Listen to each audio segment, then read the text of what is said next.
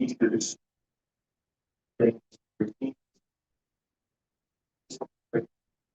teachers,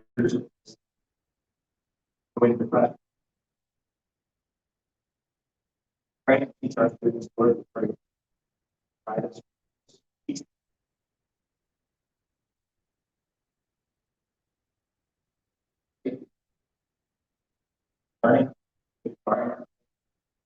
Give us this experience.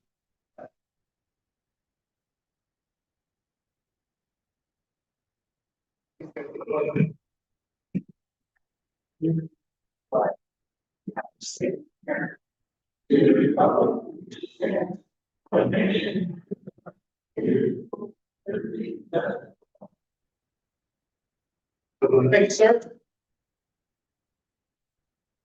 All right, with y'all. Reaction.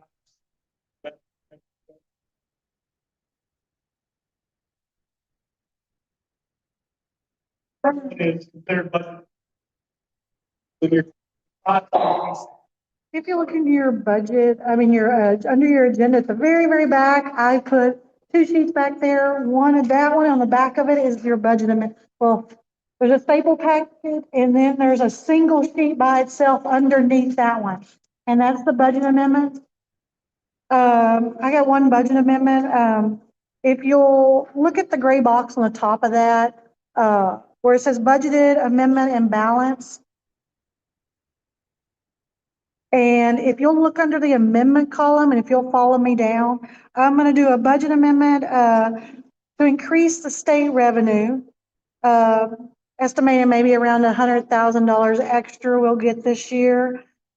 Don't get the negative confused. It is really adding to for additional money for the end of the year. And if you'll follow that down, instruction of $27,000.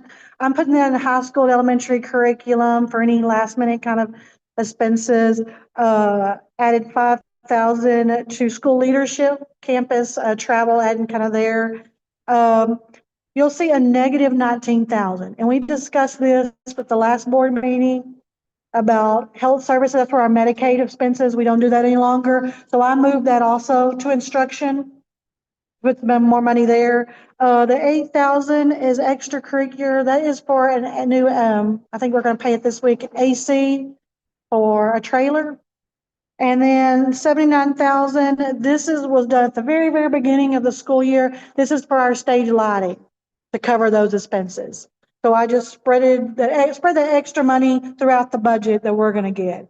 And then at the back that shows interest seeking and our cafeteria, no budget amendments there. So I'm going to do a last minute cleanup for the year end.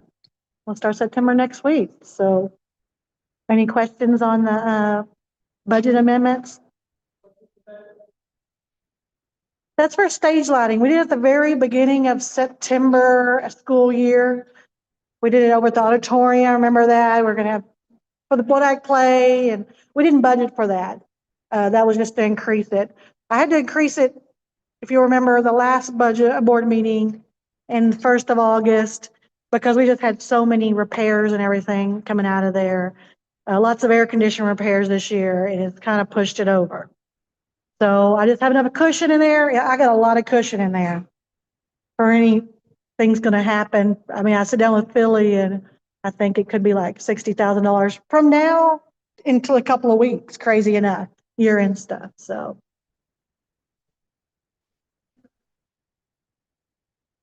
Mhm.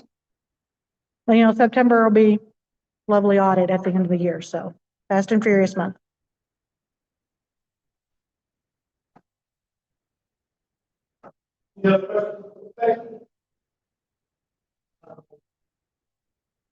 Sorry.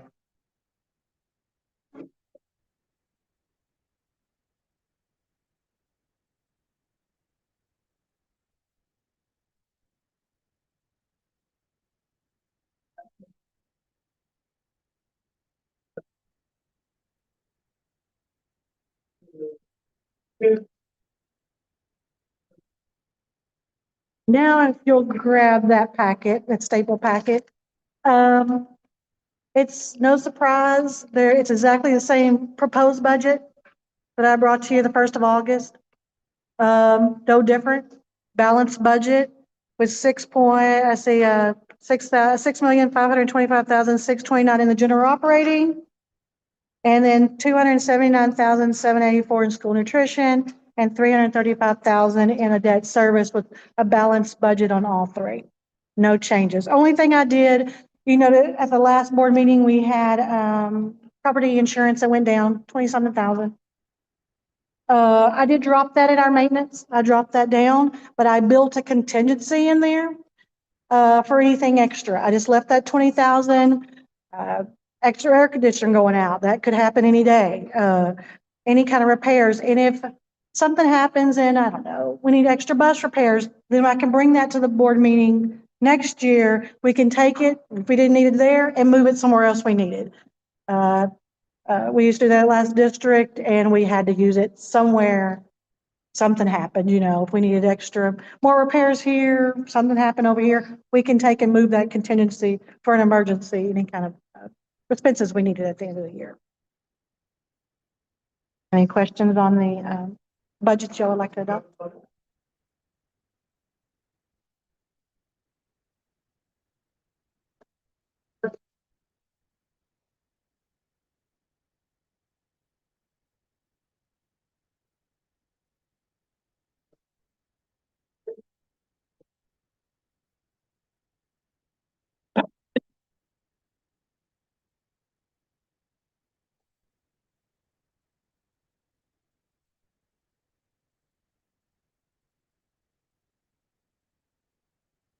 Our maintenance operating account is 0.7098, same number as I brought to you in August, no changes. The debt service did change just a tad. That was a very early board meeting. I got some last minute numbers. So it's actually decreasing from point to 0.0087, so less than a penny difference, but it did drop to 0.1605 is what we need to approve tonight for a total of 0.8703.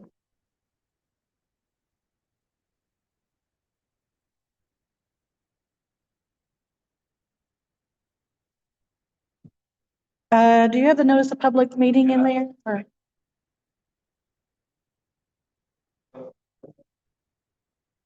point,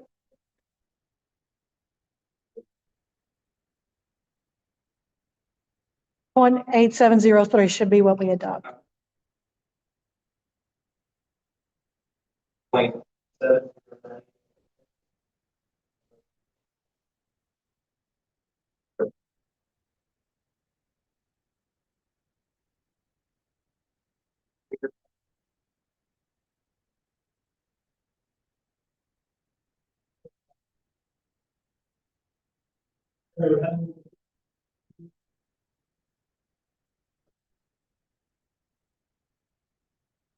Thank you all very much. I appreciate it.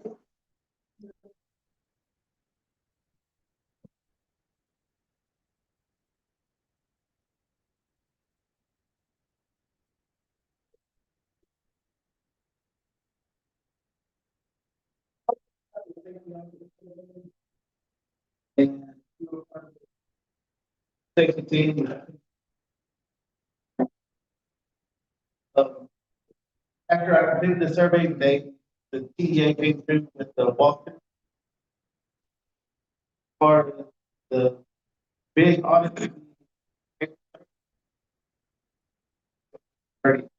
But the main thing for the the windows, close to the door, we need a bigger bead of caulking around. Yeah, that have that film on it. They installed it, they didn't put a wide enough bead. Back there, I was kind of pop up and hold up that thing, and he's always inside. Doors up, the camera, like 100 minutes there, and photo for me. But, he said that even though it's inside the gated area, we have to have another gate go across. Keep, and he can keep that up, so he's building a new gate right there. Keep going? Yes, and they're using some of the leftover fencing material. That's good.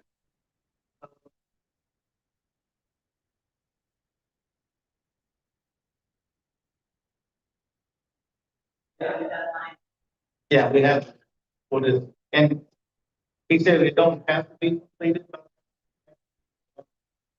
today. It'll be. And then everything else, the stuff that I already have, that, just needs to all be put into one thing on the computer. But I've got most of it already together. So I'm all done before April 3rd. Yeah.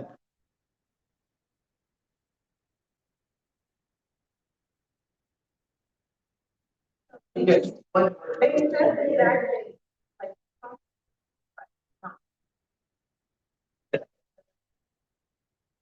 Even though we can lock these things.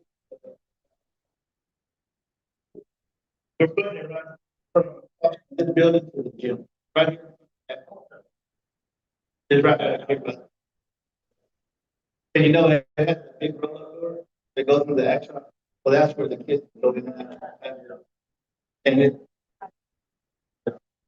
and it's so hot in there too, the motor keeps it up. Yeah. So we have to put another gate there. And other two things that were big for the start of the school year were strategic, which is the, yeah, new alert system, new solid alert. And it's worked great.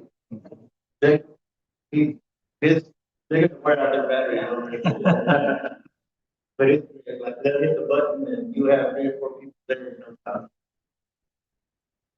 Yes.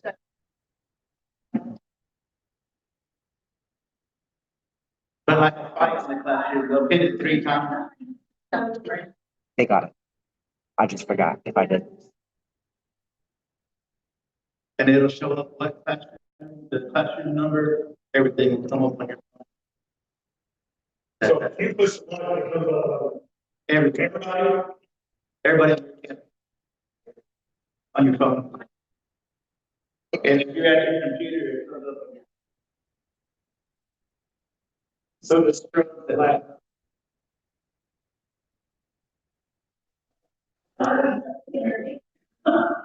Okay.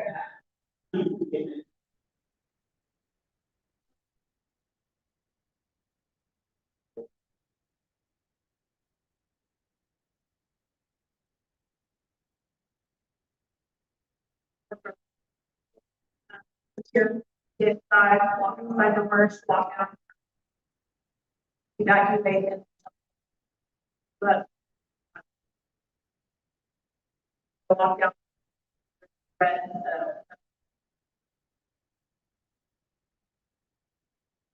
couple years ago, we were going to security, and went in the building, walked outside, there was nobody in there, so that's just. So that's fire.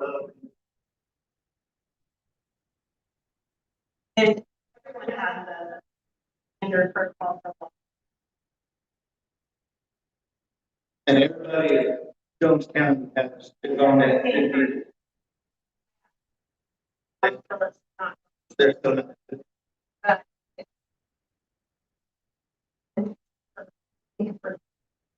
And over at the football field, we installed the most of the work I did helping The, Terry Williams, which is if you went to the playoff game in Eula, there's lightning strike. And it's burning. That'll be their new. And then it does all the wet bowl, which is what they have to follow that football field now.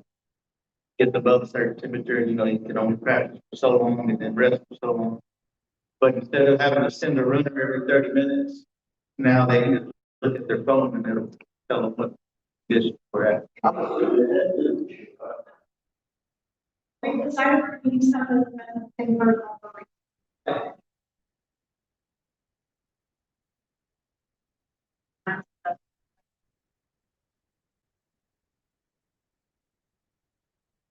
And I helped Chris up until it was time to do the hardwire and the electrical, and I'm out. I don't mess with electricity, but Why is the elementary school?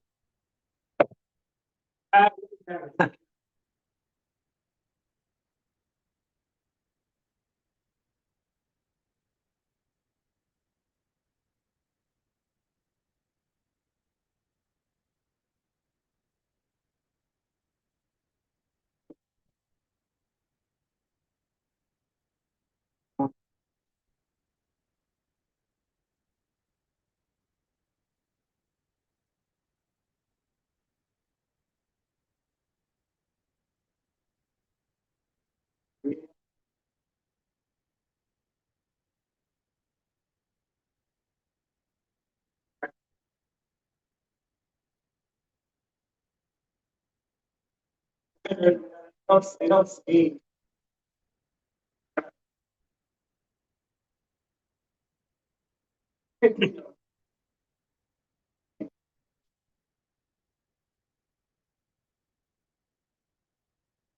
I think there's. But I don't know what to say.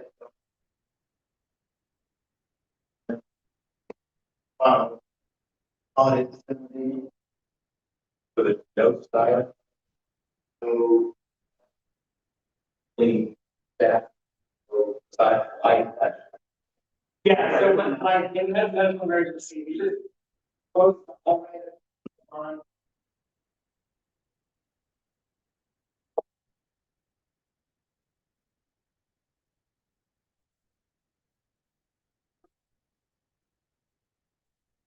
It. And. Oh.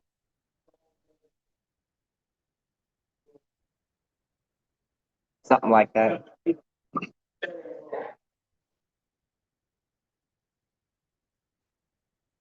and there's a major emergency such as a.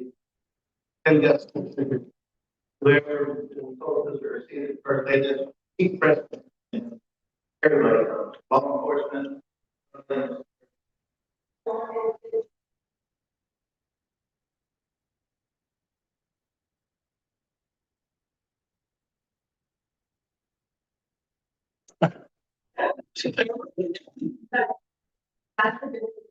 Yeah. Thank you, Tracy.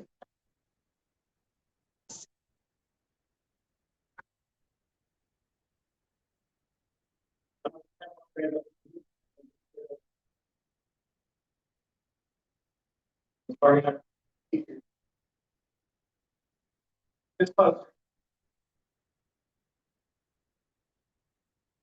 Here, like.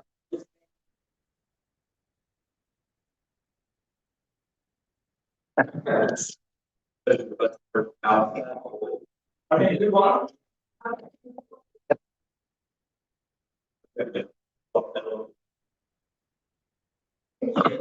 Yes. And I'm fairly certain even the softball field, as far as way it is, I'm pretty sure it's gonna work there too.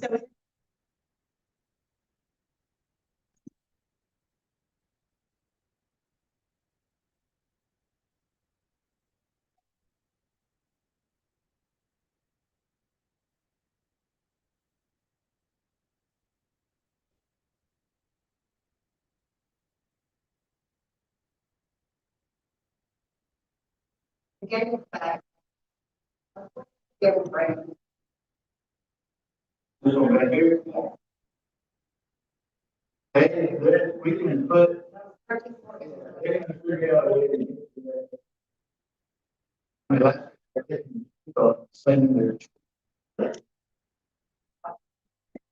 They know.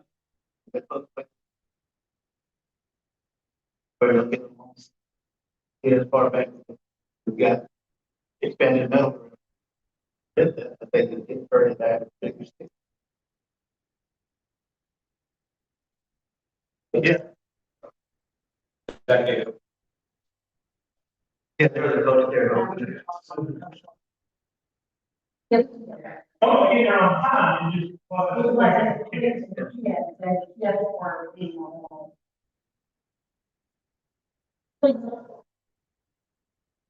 Yeah. And even if they get through that gate, they can't get into the building. Because it's not Yeah. So.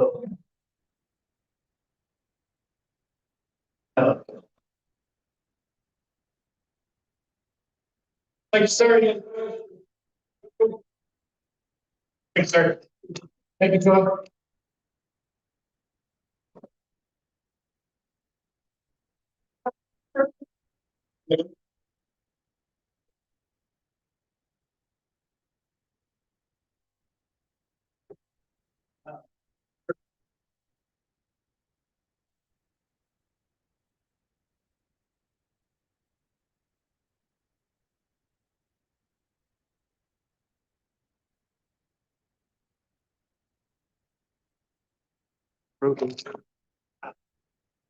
No, absolutely.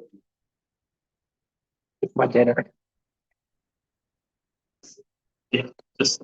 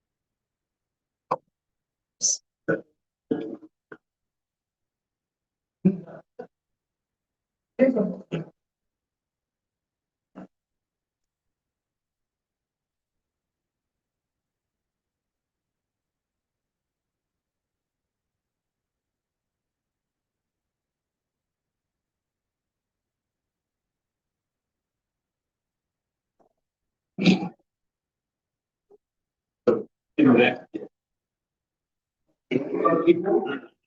You guys have heard this all before? Yeah.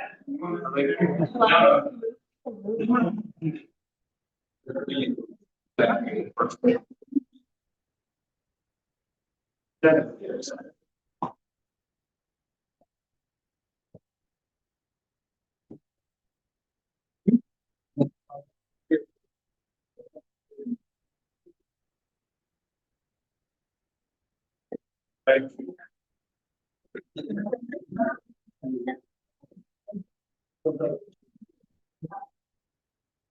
I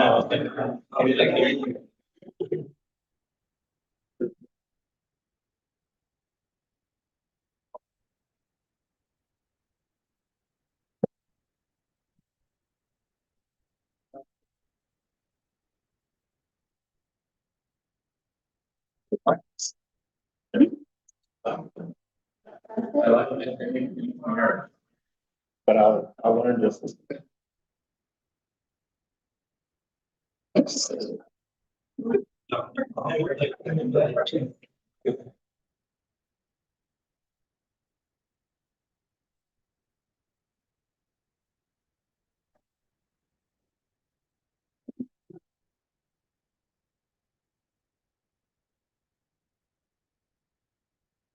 Wait on. We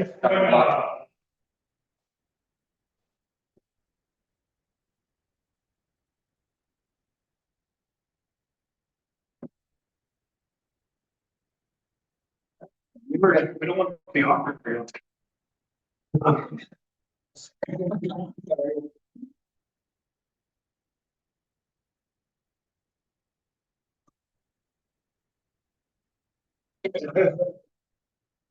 I think It's a it's little bit closer. I think that's the way to get it.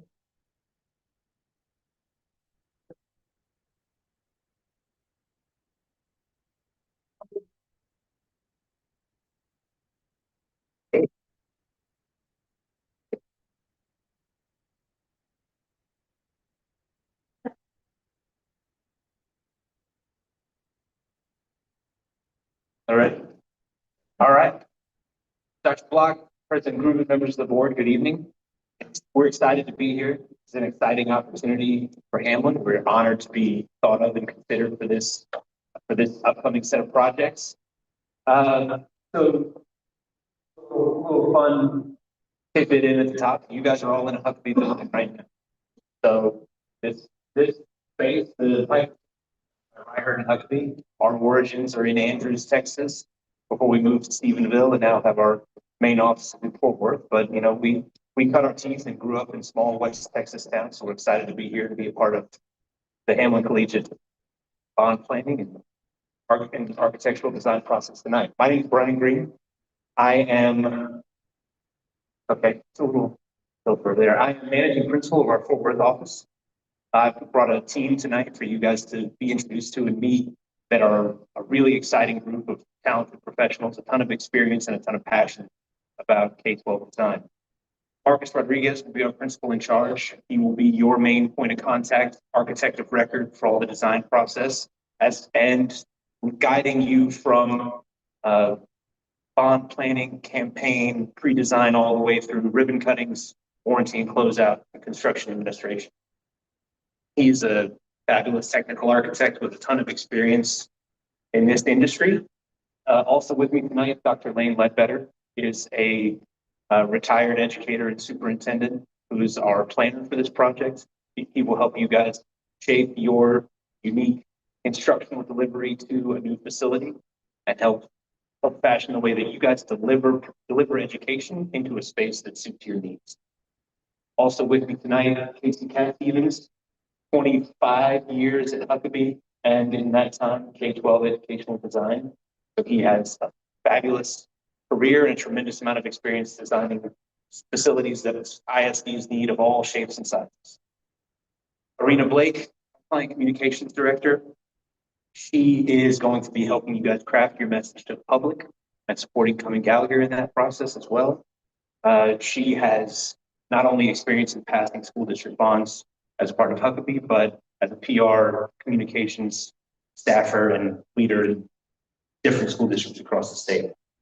Last but certainly not least, Doug Schlegel, our construction observer. Doug has decades of experience in the construction management industry, both from the architect and engineering side and the owner side. So he has certainly seen both sides of this process and will be able to guide you and shepherd you through construction administration representing Huckabee. We say that we are more than architects. And so what that means is that we believe what you believe. We are here tonight because we believe that all students deserve a fantastic place to learn and all teachers deserve wonderful buildings to teach. And that means everybody everywhere, small town, big city. We want to be part of an exciting process, an exciting vision. And we think this is a unique opportunity to partner with Hamlin Collegiate, with Cumming Gallagher, and create a great team. I think this is the right team to help you guys deliver what you have coming in the future. So with that privilege comes a lot of responsibility. We want to help you be good stewards of your taxpayers' money because there's a public trust that's involved in this process. And we also I believe that at the center of any thriving community is a thriving school district. I believe in the power of public education. I'm a product of public schools. I'm the son of a public school teacher, the husband of a public school teacher. We've all seen firsthand what a great education can do for a student and how it can change their lives. If you want to change a child's life, you give them a fantastic education. A little bit about us before we start talking about you and your needs and what's coming next. We are leaders in Texas education, 60 years serving K-12 clients in the state, a long partnership and history working with Cumming Gallagher in the CM agent delivery model all over the state in multiple school districts, 80 plus Texas public school district clients, We are all in on education. That is what we always say. So some exciting numbers up there, lots of new high schools, PPE facilities, 17 billion in Texas school district bonds passed with Arena and her team. So we have the experience and the expertise, the team in this room and a larger team at Huckabee to help support you guys in any way that you. So with that expertise comes some specialization. Because we're all in on education, we have spent years developing support systems for exactly what our public school district clients need. So whether that's long-range planning, expertise in existing campus replacements, PTE programs and facilities, new athletic facilities, expertise in the focus in construction administration, dedicated construction staff, as well as bond campaign support and planning. So with that, I'll turn it over to Arena and let her talk you through what her team does and how they can help craft your message to your community. Awesome. Thanks, Brian. So I'm really honored to be here because I am the product of a small school district like Hamlin. My graduating class is 53 kids though, so a little bit bigger than you guys. And districts like Hamlin are the place where kids get the leg that they need to have the kind of life that they want to lead.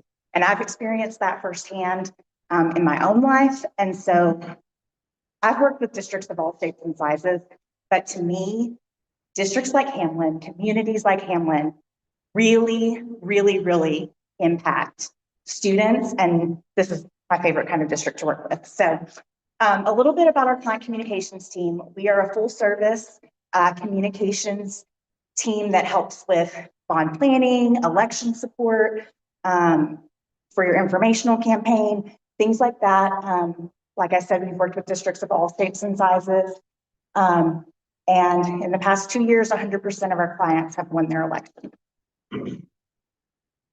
I want to talk to you guys a little bit about your voters, because once a bond election is called, once we go through the planning process and the bond election is called, it's the district's role to educate voters. That becomes your role in the election and what you guys want to do. And it's important when we want to educate voters to know who is actually voting in your community. I would like to say that all of our parents are going to get out and vote, our staff members are going to get out and vote, and I hope that that comes to pass.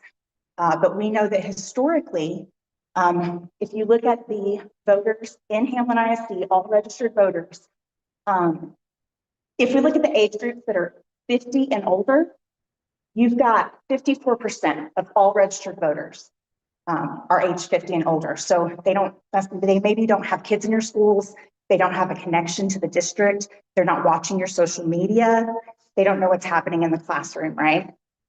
But when we drill down and look at frequent voters, and frequent voters in this case means people who have voted in at least 4 of the last 8 elections, so half of the last 8 elections, that number jumps to 83%. So we have got to figure out how to communicate with those individuals that maybe don't have the automatic connection to the district that some of your parents and your staff have, right? And so we'll help guide you through that process because we want to educate those voters. We want them, when they walk into the ballot box, to have all of the facts that they need to make a decision that is best for Hamlin, for the community, for the teachers, for the students, for your district. And with that, I'm going to turn it over to So we or that's going to be the player, but if we talk about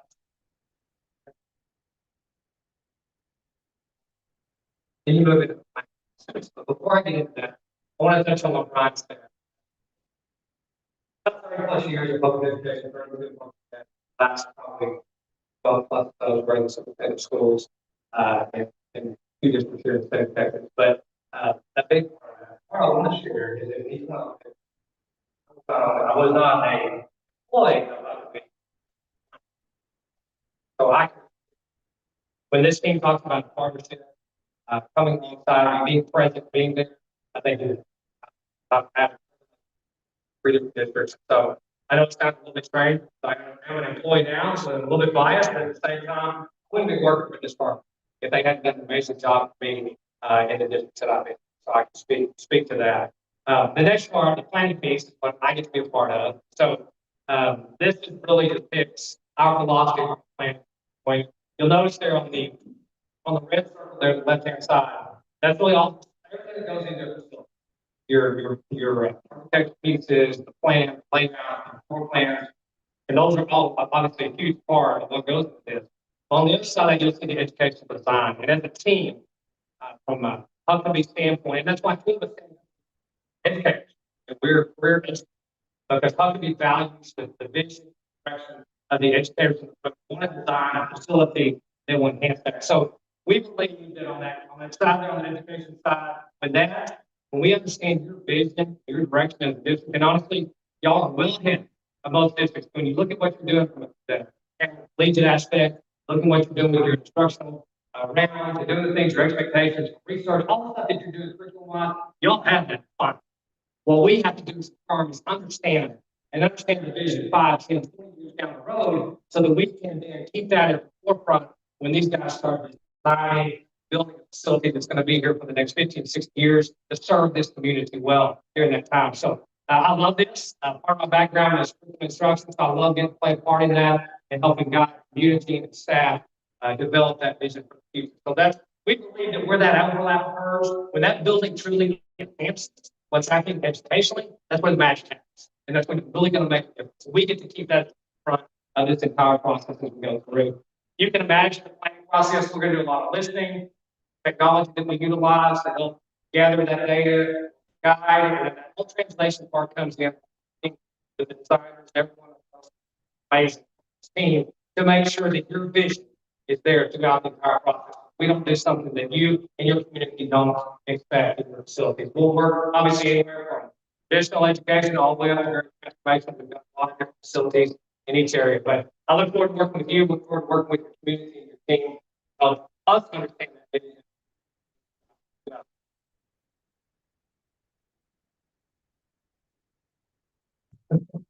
Obviously, I was the one that was probably out of place. Thank you, Wade. So, about 3 years ago, I moved to Texas from Chicago. So something that's kind of interesting about Chicago is I was back there in the beginning of the summer during the heat wave, and it was about 94 degrees. So we're walking outside being like, what's going on? But they had it all over the news and said, hey, everybody watch out, there's a heat wave. We ended up moving to Texas partially because of how serious Texas takes its education. I know that it's kind of hard to know the perspective for you all living here, educating here, everything else. And I can tell you that, we lived in a certain neighborhood for a good maybe 10, 11, 12 years. They ran multiple bonds, multiple situations where they were asking for a lot of money and we never got a single classroom, never got additional programs or education or anything like that. And we took it very seriously because my older daughter has special needs. And a lot of the times these schools were inadequate to serve her in the way that she serves. So when we came out here, we immediately saw, I actually came out here when I was part of another firm. So I've actually been working and familiar in working in Texas for about 8 or 9 years.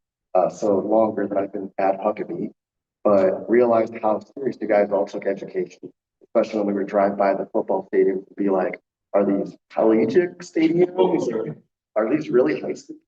But we realized that whatever it may be, it strives for excellence, and it's something that can match the needs of my daughter. So that being said, our process or our approach is what you would find typically out there in the general industry. We have a conceptual process, a schematic design, design development, construction drawings, and then into bidding, and then finally construction. That's what you'll find out there in the industry, and our approach is not all that different. However, we are able to change our process depending on your project. Although we are a larger firm, it does not mean that smaller projects are not within the wheelhouse. We would definitely adapt our processes to match the project accordingly. And beyond that, not just having those of us in the room, but there's others outside of us that are assisting on the project itself. Along with bond planning, we also have an area of our company that assists us with permitting, with renderings, with developing other types of graphical representations to assist you along.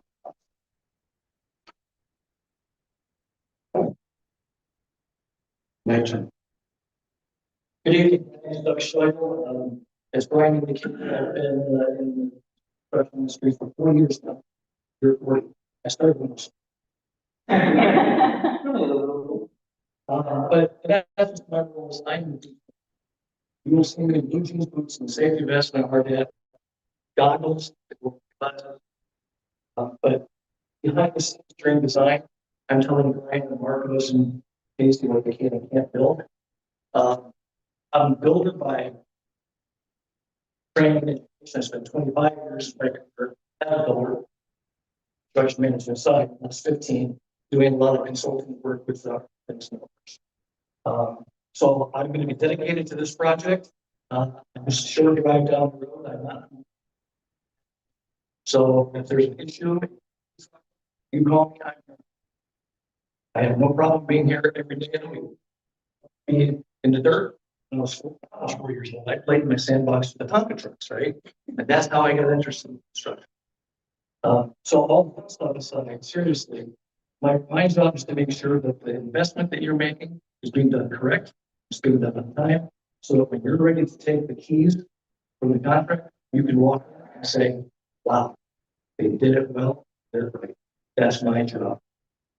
There's nothing I appreciate more than when the ribbon cutting is done, students walking, educators walking, their jaws go, because they're so, that's what I'd like to see. The joy in their face, nothing beats it. With that, I'm going to write some. Choose that from the beginning, right? So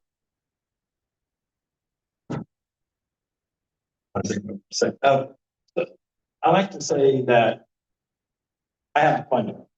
There's a lot of things I get to take planning.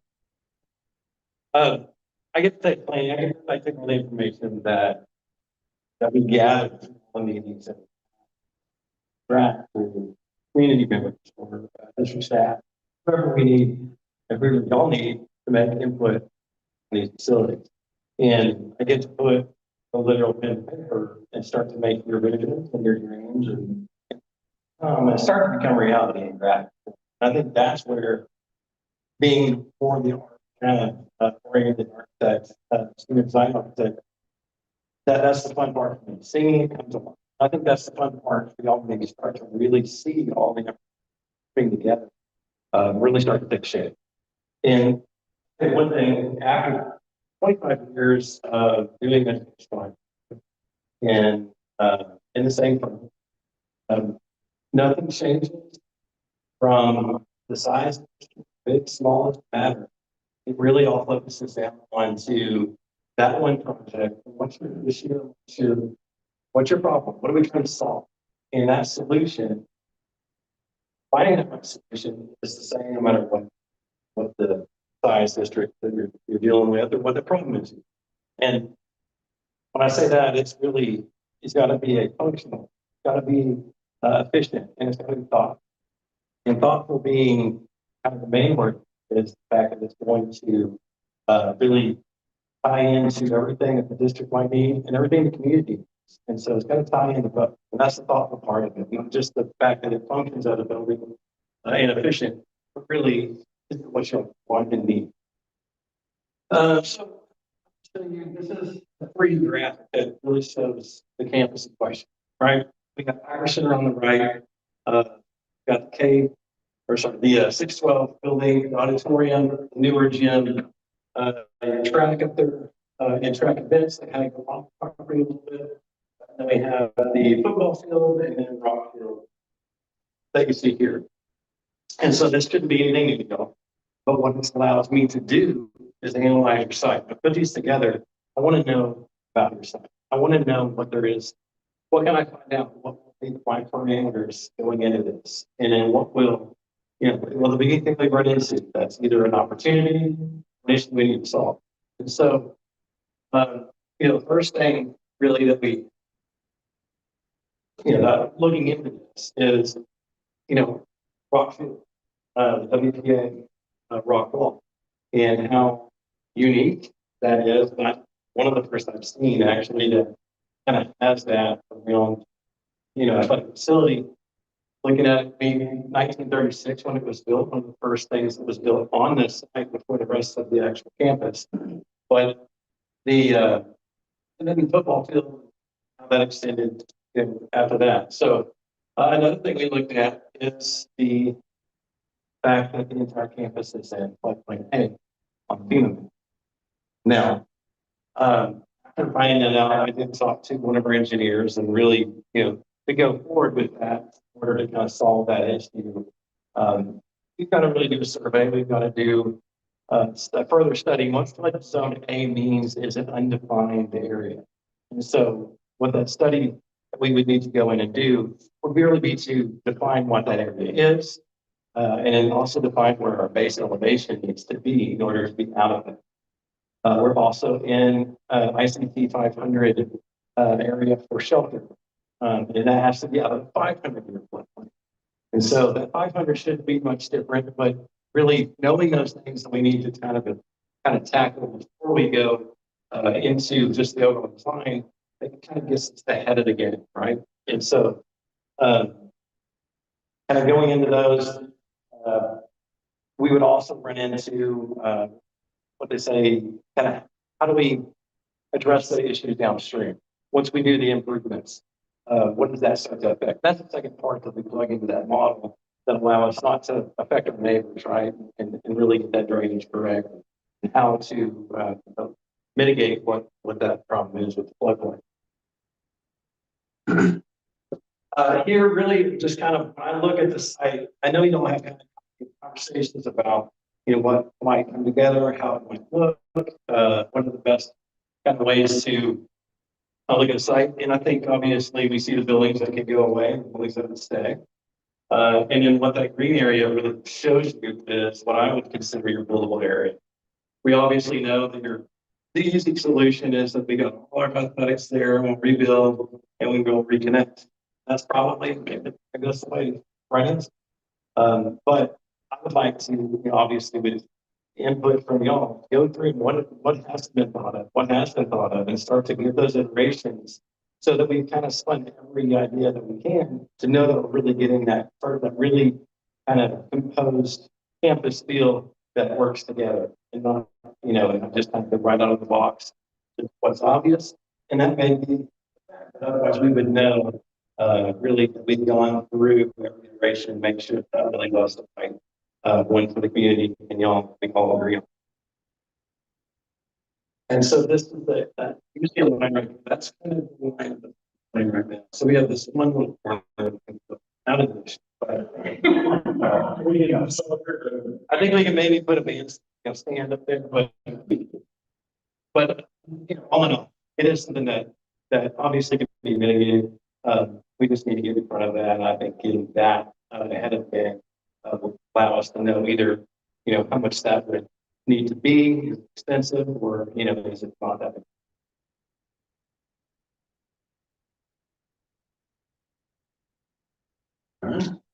So myself and Arena would be your lead point of contact with at the same time, all these other individuals will be just much part of the team. We like to call something internally collective wisdom. We're able to call a group of people together to assist us in solving new problems. So a lot of times when we're coming to you, kind of follow with you, we've gone back, talked to some other people, kind of like how Casey did with the whole floodplain issue. We're going to look outside of just the people immediately around us. What I would say relationship-wise is that we do want to be able to have a partnership with you all, so we would look forward to having types of conversations that are conducive to that. We understand that not only are we dealing with good items and opportunities, but also problems and challenges. So can we reach the type of relationship that is needed to be able to talk about that? Well, the good things. So I would say within all that, we're really happy to be in front of you today. Thank you for the opportunity, and we're more than happy to answer any questions. Great. And then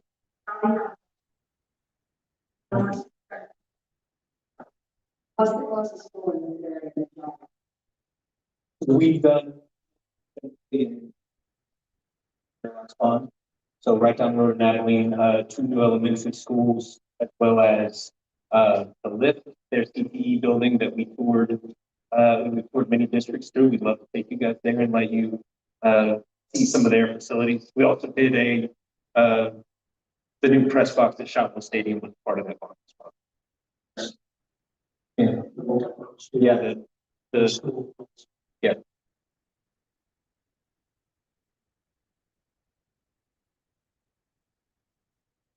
Anything else?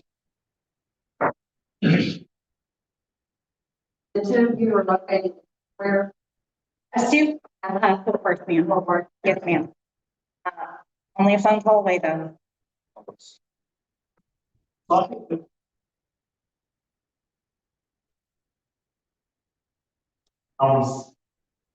like to see the winner.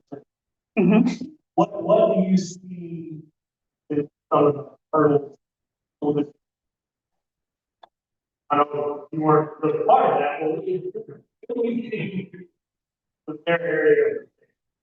So I think, communicating just generally and not making sure that the people who actually vote are hearing the message and getting the education that, that you need. I think making sure that that age 50 and older group, here in Hamlin, the Church of Christ has a nursing home ministry.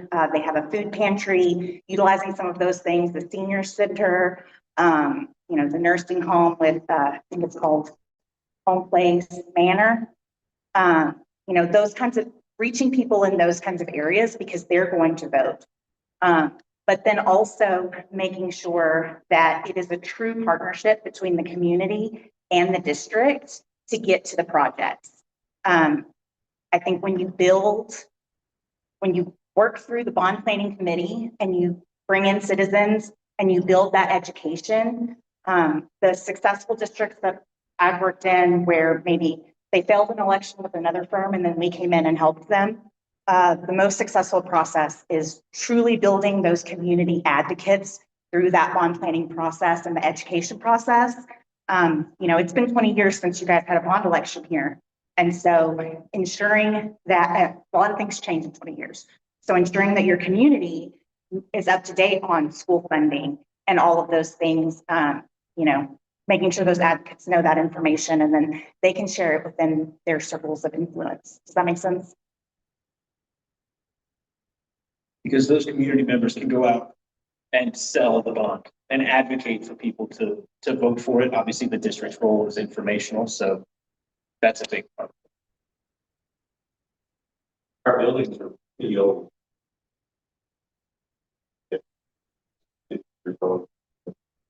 Yeah, 76 would be 50. But it's so longevity and maintenance, all put that into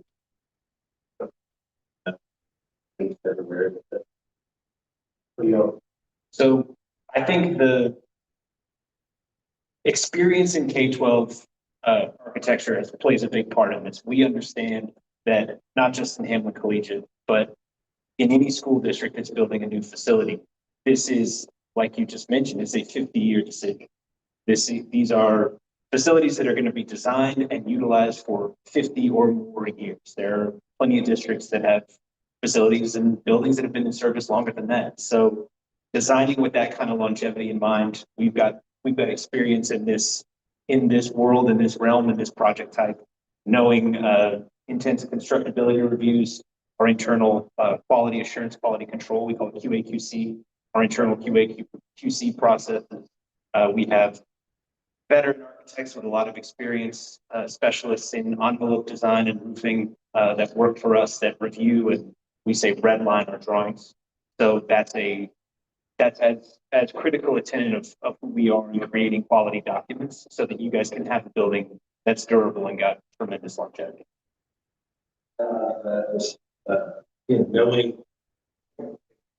Knowing the use of the inside and the outside. Materiality we see is design.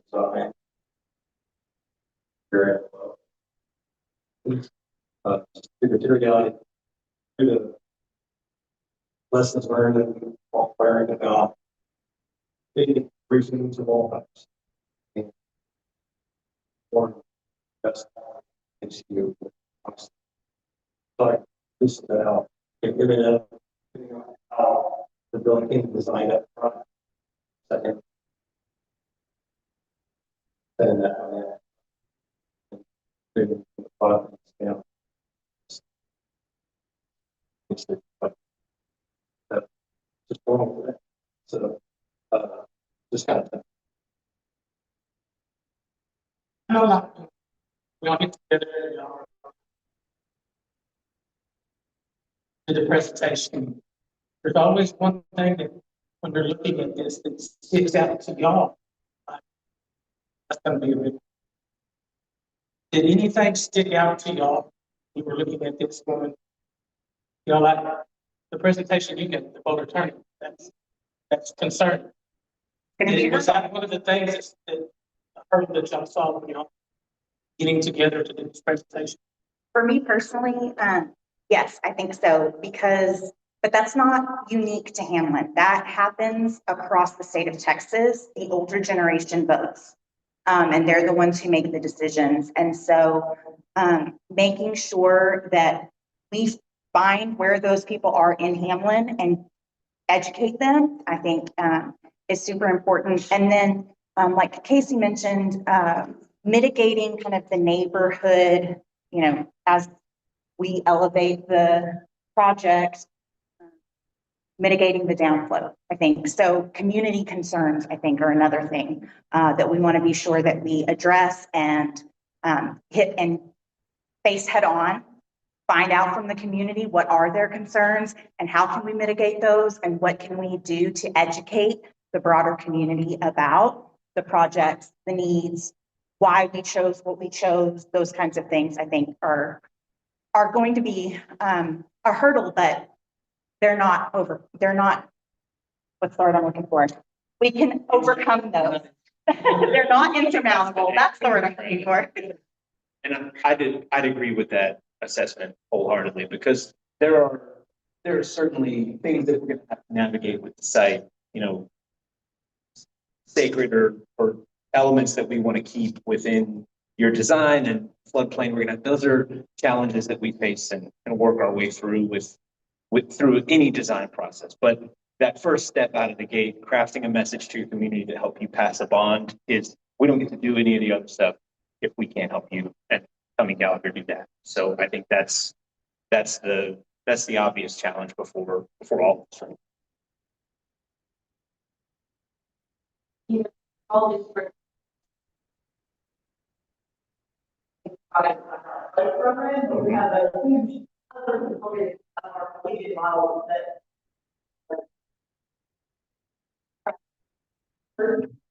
back and all the and text, all those other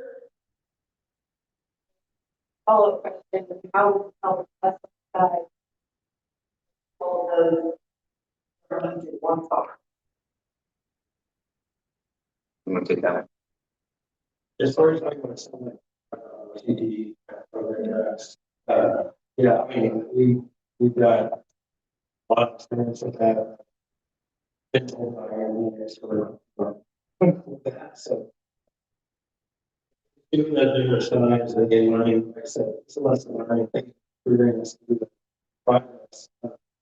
We have numerous what they think. So we're well aware of the time. Did I love that answer? All your question there? Yeah, that's part of it. Yeah. Casey won't toot his own horn, so I will help him. We designed the first standalone CTE building for school districts in the state of Texas. I consider us pioneers of CTE architecture and educational design. But also, I think to kind of answer the second part of your question, what's most critical is understanding the pathways and the track that your kids gravitate towards and that they want to be a part of. Part of being good stewards of your dollars includes designing a facility that is going to be used the way that you all want it to be at the end. So we can design any number of glittery labs for different programs, but if your kids aren't interested in participating in that program, it's not going to be utilized the way it needs to. So that's part of what Lane and his team will do. Dive into what are students at Hamlin Collegiate fired up about? What are they participating in? But also, where do we think they're going in future pathways? What's coming next, and what are our kids are going to be interested in? There is that obviously, and so much we've kind of seen is there are some specialized, but like PhD or well, like it doesn't really kind of, especially well, it is what it is when you look at it. But a lot of labs that might be one thing one day, we didn't want to design that. So that can easily transform into something else. It's not overly built specific. And it is using furniture for certain things and stuff. But technology powers adequate for whatever we need. So we're seeing a lot of those flex type of things that might be specific to daily opening, but can easily, like I said, be turned into something else. And in fact, we also seeing the shell spaces that districts that we don't know what's got it. It's like we'll admit it. And we've got to show that we can go out at some point. So like that's one should obviously have answer to that, but flexibility does play a huge part in it as everything goes incrementally fast.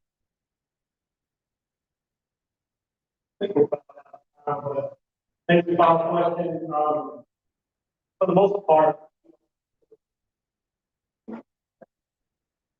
what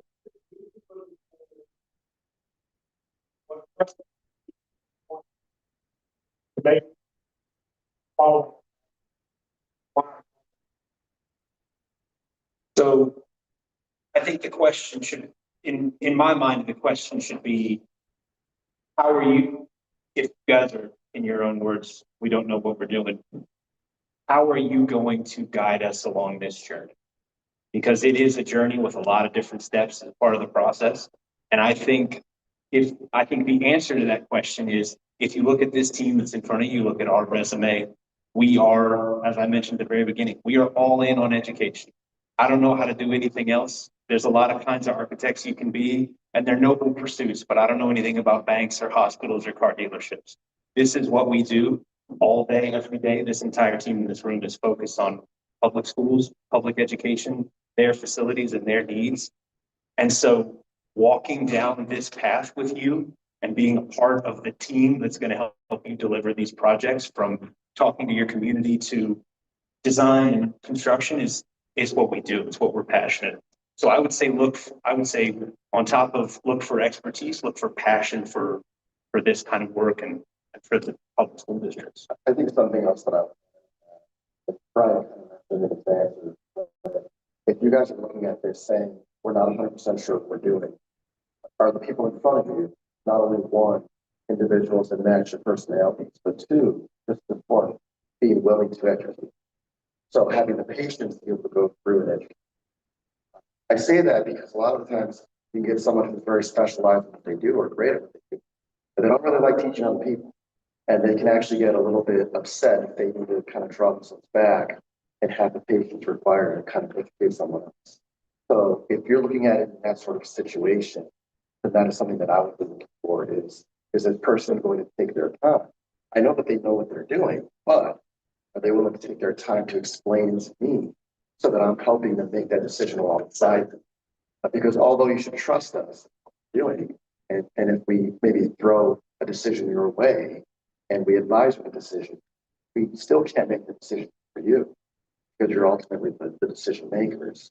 So a lot of it means, is there enough vulnerability in that relationship to be able to ask those types of questions, trust that person's answer so that you can get it. If we are your trusted advisors. Hey, there are no good. So long, we take the other questions up.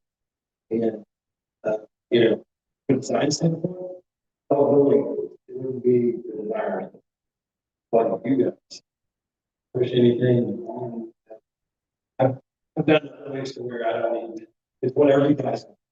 So it's really how we listen to it and what does that reflection in your look like? So last thing I would say, not that many, but any mistakes for you, anything that nobody does, but Thank you, guys.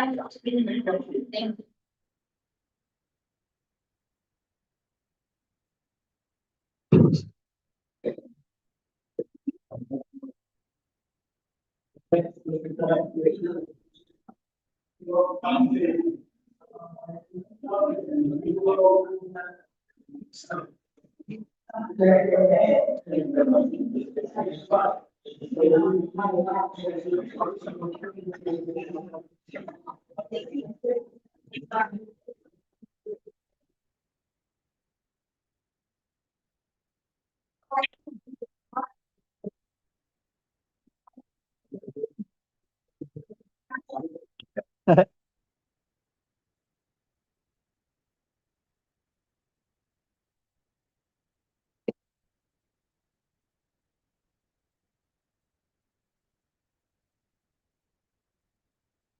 Anyone?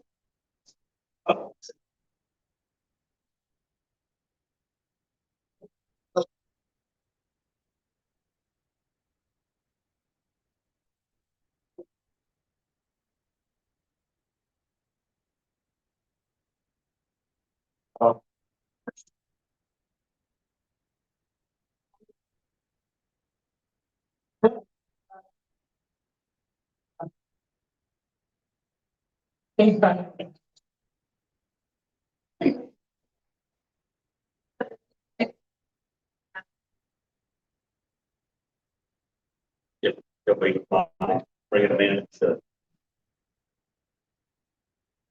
The next person.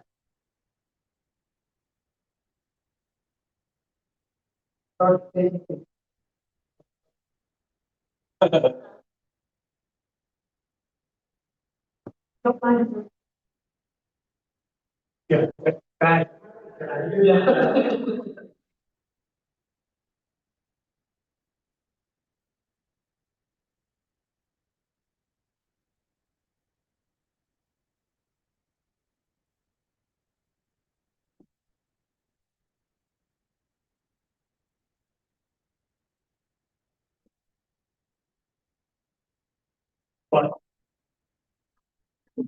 Thanks, dude.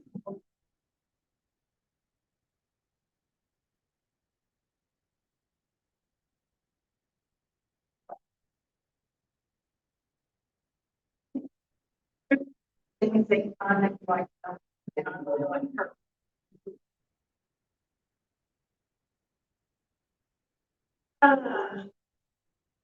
No, they can be, you know, like.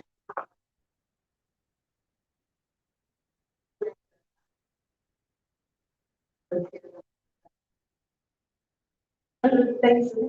They don't.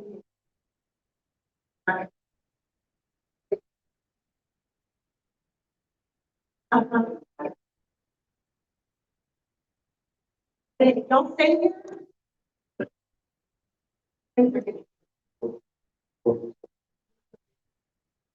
Y'all stay at that right now. And they can ask y'all questions. absolutely. Y'all can We'll stay as long as we- The big decision, right? Yes, ma'am. We're voting on. Yes, ma'am. Yes, ma'am. Be happy to. Oh, gotcha. Because of what the. Yeah.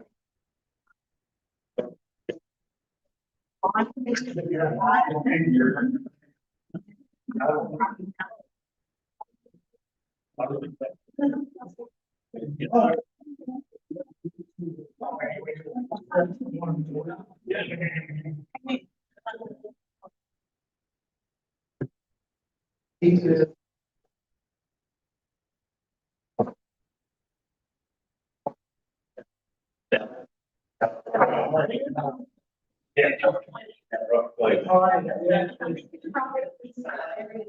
I was disappointed.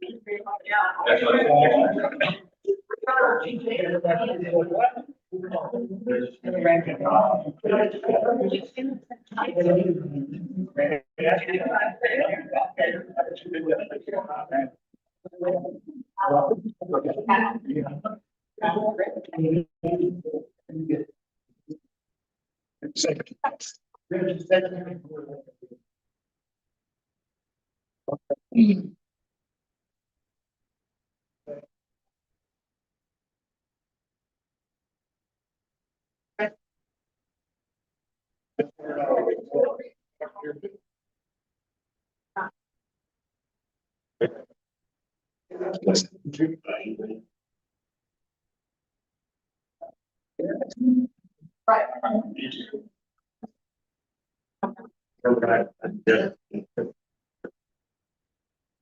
Well.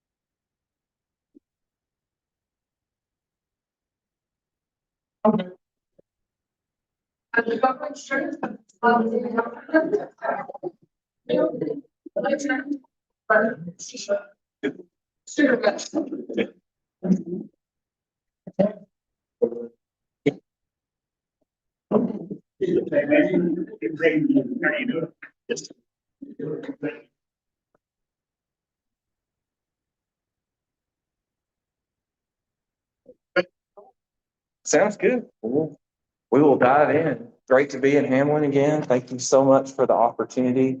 We look forward to a day like this that was in O'Donnell with you guys. So I'm Alan Wolf. I'm one of the owners and I'm partners at Park Hill.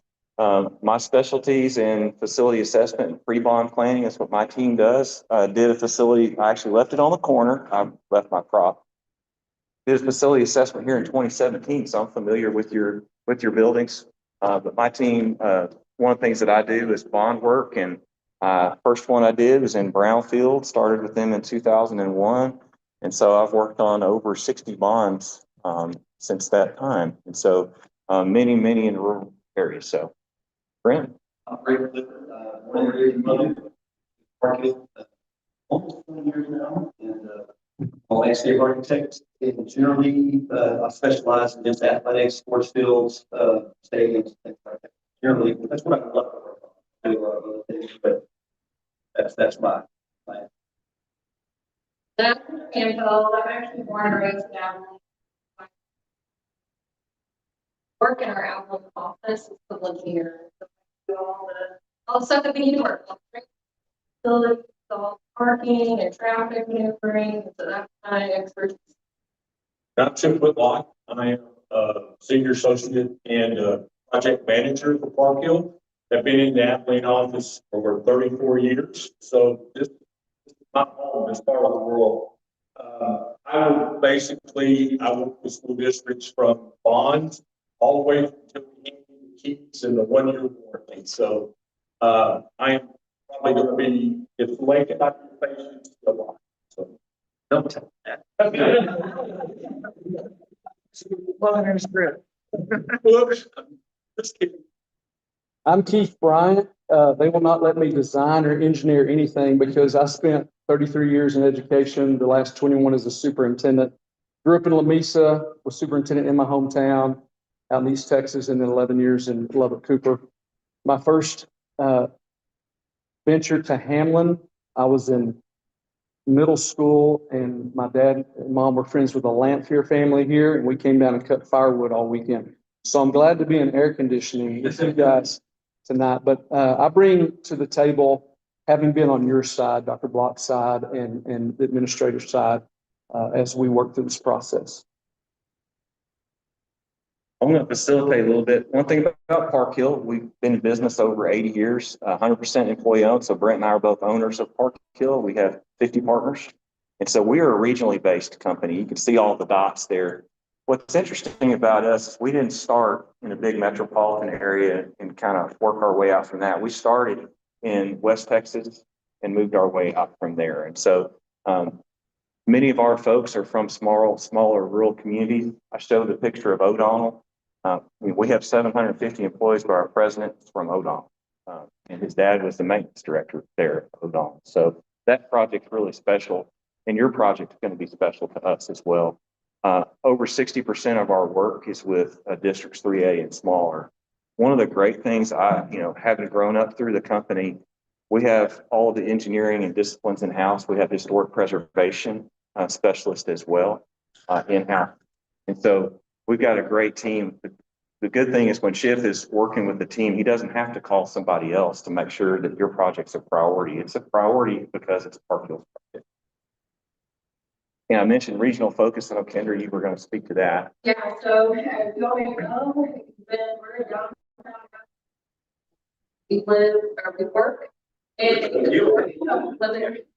we work out of this historic house that Phil Luther living renovated back in the 70s, and so we really love that. So one of that y'all have in the community that you want to tell. So that's the part of what we do as well. I'm going to facilitate a little bit tonight. We're going to go through and show some slides, some of them briefly, some of them a little longer, because we want to get to the end. We're going to talk more about these very needs. I think as we sat down and talked about, these were some things, and we touched on them with your great admin team last week. Really enjoyed that discussion. But we're intrigued about the collegiate models. Well, we had a good discussion about that last week as well. And You guys have been so innovative with what you've done in the last several years going the collegiate model on the academic side, and that includes some CTE. But we know that with the world changing and the AI influx into schools and to careers, that you're going to continue to be innovative on the CTE side, and we bring that expertise as well. This is just some example of some of our work. We kind of grouped it according to the similar themes you saw on that previous slide. But you can see a lot of these districts are smaller rural. Many of them we've worked with the team at Gallagher on and had great success with that. I know you partner with Cisco College. We've done medical magnet work there as well, done work at WTC and a lot at PSTC as well. We use a proven process. It works very well. We spent a good bit of time last week talking with your team about the first four. We've got a few slides today. We're going to delve a little more into our process. That's really this next four after that. I know Chip was going to mention something here. Yeah, whether it's bond planning or it's actually the project, we bring folks together. We bring folks from the community in the bond planning process. We have their input, we have faculty, staff, we have the board's input. We work through this process because coming with ideas for you, we're listening to your ideas. We want to hear what it is that you want, because no one knows Hamlin ISD better than the faculty and staff and the folks in Hamlin. So whether it's the bond, like I said, the bond planning process, getting the word out to the community on a bond, or once the bond's passed and working with the faculty and staff to give them exactly what it is they want in those facilities to educate their kids. We're going to keep going. I know one of the questions we talked about last week was how we communicate during the bond. And we found it's really, these three things are super important. We've got a great record working with actually Allison Bush on their team as their communications director. We always have to educate folks about what the school construction cost is, because it's a lot different. Like when I started 31 years ago, it's a lot different now. It's hard to digest those numbers. Understanding school finance and how much the state, as you guys move into that area where the state's going to have their bucket, as they do in McCamey, educating people about that. And then there's also just the tax impact. What is it to an average homeowner, ag producer, and then also the over 65, being able to communicate that succinctly. So we've got experience doing that. These are just some, we can do everything from traditional print media to animations. That one's actually my first project in Brownfield that you see the animation of, but we've got folks that do the graphics. You're going to see some of that in a minute. Really proud of our cost estimating team. You know, it's important what we put in it, but it's also important to keep our obligations and help you keep yours to your voters. Really proud that that one on the top at Haskell, that was one we ended up, that's the bids versus budget. There was actually savings generated after Gallagher finished the project. So there was even more work that was able to be done there. The ESTC Technology Center there in Abilene, if you've seen it, it's great. There's a few pictures in here a little bit later, but the main thing is we have our own cost estimating group within the company. They help us along with our engineering staff. We also work very, very well, as I mentioned, with Gallagher. These are just a few of the, we've actually got one more on Schleicher County on there. Erie County is really a great example of teamwork, and that one passed 70%, which I think is just about unheard of nearly any bond. But we work really closely with their communications team and the district. So I want to talk a little bit quickly about historic preservation. And I know, so the keeping things that are historic, whether it's WPA structures, in this case, this is a 1949 Art Deco high school. We worked with a company called Mid-Continental Restoration that helped us, but we renovated inside and out. We've done a lot of work with that company as a consultant with our groups in our Fort Worth office as well. This one is great. We actually came back in with stone and mimicked the existing stone that was clean. We also, I know, I've been in your auditorium. I know you got great bones in there. This was one, they had great bones. They really needed better ADA access and needed better acoustics. We were able to do that. I don't know if you can see the pictures really well on the bottom, but so I know that you have WPA field wall, and that's something that needs to stay and be preserved. It's important, and it's important that we keep those lessons.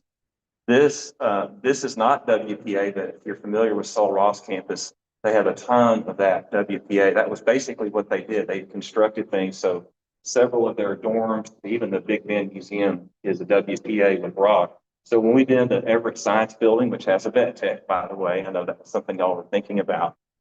We basically did this stonework to honor that. So I think one thing that you can see from us is that we will be able to incorporate more of that if you would like to in new designs. The top one up there on the left is really small, tiny, sorry. That's actually a seat wall that goes down at their science building. Really great opportunity. So I think we can do a lot. Brownfield, I mentioned again, you have an opportunity to create a front door. This was a project that was 25 years in the making for them. I mentioned career and technical experience. This is ag mechanics. This is where they do the welding in Love and Cooper. This is the picture of that. You can see HVAC. We got experience with that at high schools and at TSTC. So you can see a lot of that. We also have experience with robotics. I'm actually a PLTW and robotics volunteer back at home. So campus planning, you got a chance to reimagine your whole campus. And we did that in Sterling City. New football stadium, new track. There's actually a natatorium, an aquatic center, and new tennis. We did a new ag shop. A lot over the years. So very, very similar size. And then we do have experience. We do a ton of ag projects as well. So whether it's show barn, ag barn, we can do all of that. This is one right up the road, I think that you guys have played on. So. Allen Christian School, we worked on, and this was a multi-year process. We helped them in on plan that go out and raise money. We helped them with master plan, lay out a new campus they were wanting, and they are now in the process of implementing each one of these stages. They have put in a football field, a baseball field, and they recently added for high school, and we're continuing to work with them on growth and projects. They continue to grow. Great. Keep going. I got just a couple more. Prairie Land, we showed this one last week. It's a good, this is 40 yards in an end zone up by Paris, Texas. And now the last thing I wanted to show before we talk a little bit more about your side is this one we showed last week in Crane, but this is an example of how we can communicate with your voters. This is their high school and middle school. The challenge here was to let people know what was going to happen in the bond. We did 2 bonds there. So one in 2023 to build a new middle school here on the south side, which is right there. And then we also imagined what would happen in the next bond, which we just did, just passed this last spring, 2026. They need to do CTE also. Their CTE facilities actually north and west, but you can see new classrooms and new CTE. This was used during the bond process to help communicate to the voters where things were going to go. They also had similar challenges at their athletic facility. This looks familiar, right? You got track and you got the field. They needed to do one. And so we actually kind of showed how we could start construction of another and then get to that. So we know that maybe is something similar that you guys are looking at. And so this last image was really helpful whenever we had public meetings for people to understand the size and scope. Because when you look at something with a big dollar amount, this is close to $90 million, people be like, I need to see what you got to do. So this gives you an example of our process, but after last week, we decided we didn't want to stop our process. So we're going to go back to where we left you last week. I'm going to turn it over to Kendra and Brent to talk to you more about your So as you all may recall, we had the slide in there. We went ahead and pulled some information from FEMA to begin assessing, what the impacts are, and where some of the current concepts show to lay it out. And so we talked about that last time in this talk that, we recognize you're gonna have some struggles here. And that's also some of what we love to do. We don't want to solve the simple problems. That's not what you pay us for. We are here to solve the complex ones and to make those dreams come alive. And so we've been working on some concepts, like how this could lay out. And we've got a layout that kind of mimics some of the blocks that we've seen. And this is the rendering that we've done a watercolor that shows putting some of those buildings to the west of the track.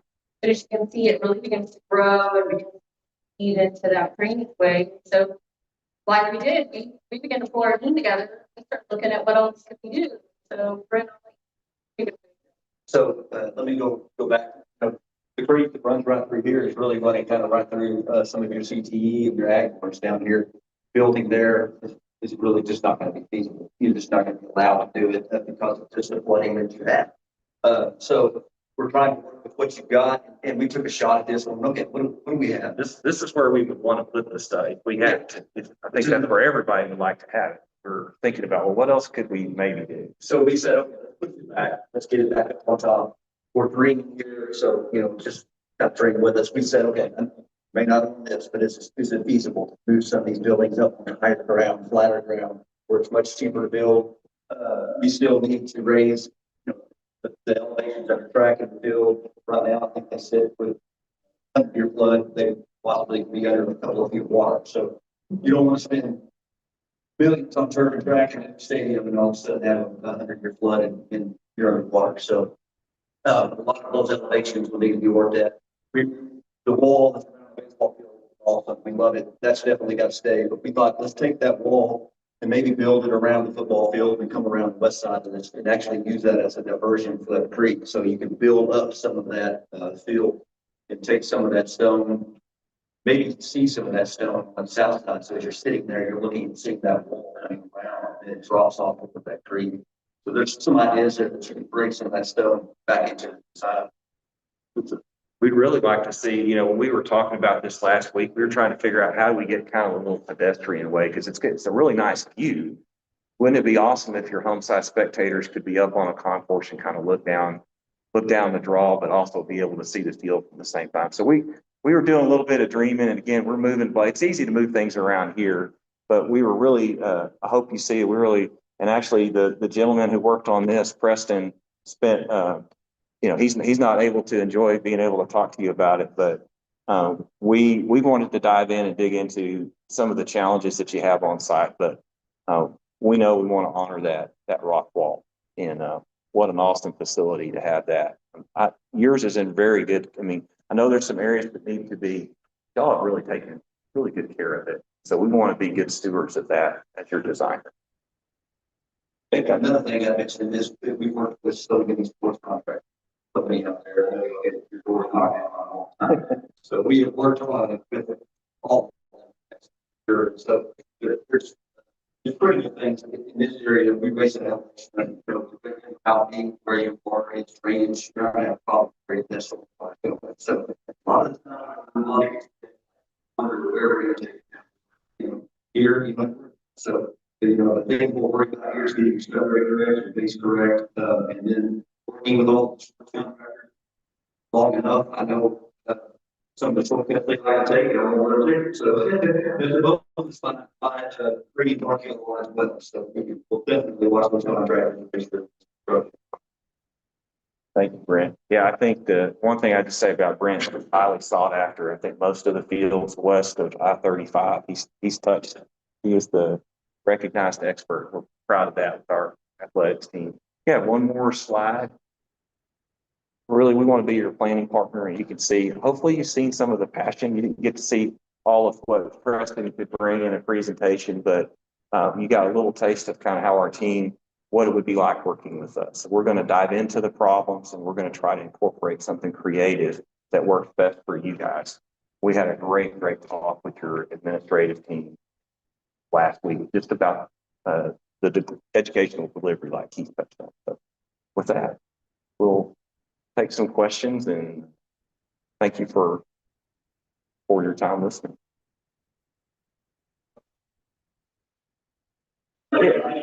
Yeah, It is, it's hard, if your car, you get a, 70,000 mile powertrain. Yeah.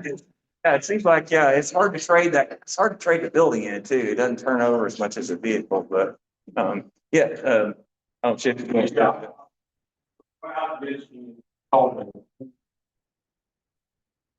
Construction side, you have years to be inside your facility, things, parts, correct, like tile, or there might be a leak somewhere or something like that, please let us know.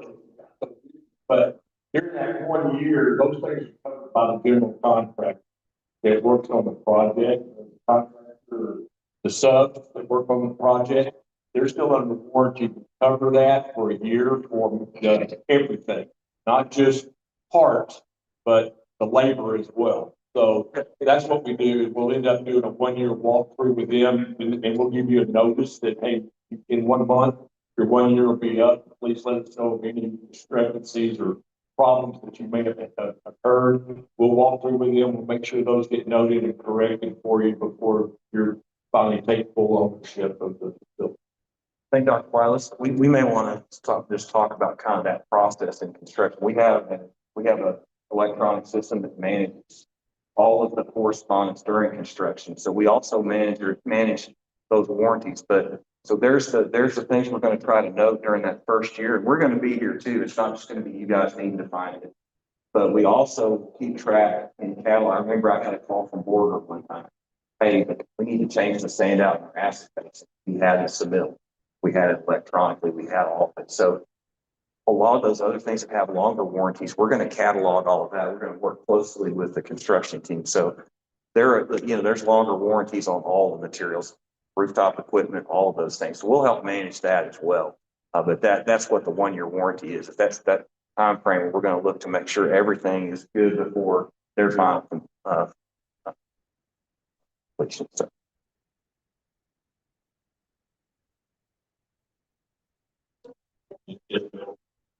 Just Bill. 45 minutes away and it's a time. 45. That's right. 45 minutes. Well, I know I've made 30, but yeah, Brent and I are in love, I guess, is keep it. We have a full team in that. So we do lots of work in the period. There's something makes you break it. What is the plan? And I ask because so many of the communities have been impacted by flooding, and so I don't want a lot of these problems. So here's He heard about this process that we're looking at those things on that, the colors that we were looking at, some of those darker red. Is really what that shows is that black. That's here on the track, back in that field of flood. So there's going to be some ability to bring them some, and also the wall diversions, get that free that water. Really, we really got to get early, look at the building, the flood field. But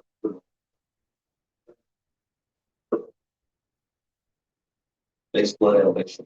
So that's a little critical. We know there's areas there to flood around. But yeah, no, I mean, like, what's the impact like that? Direct water somewhere else. So that's something that I found that you can speak to what we did. We've done. So as good stewards of the land and just the forces like development and more water going to leak back.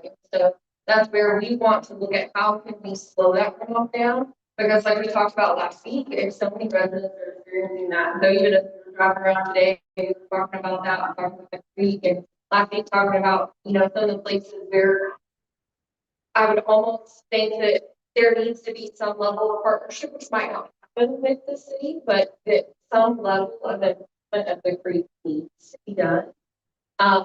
And if there's a way to work that in this budget, I think that's a great way also from what we've experienced in other communities, great way to also get the community buy. And it's helping more.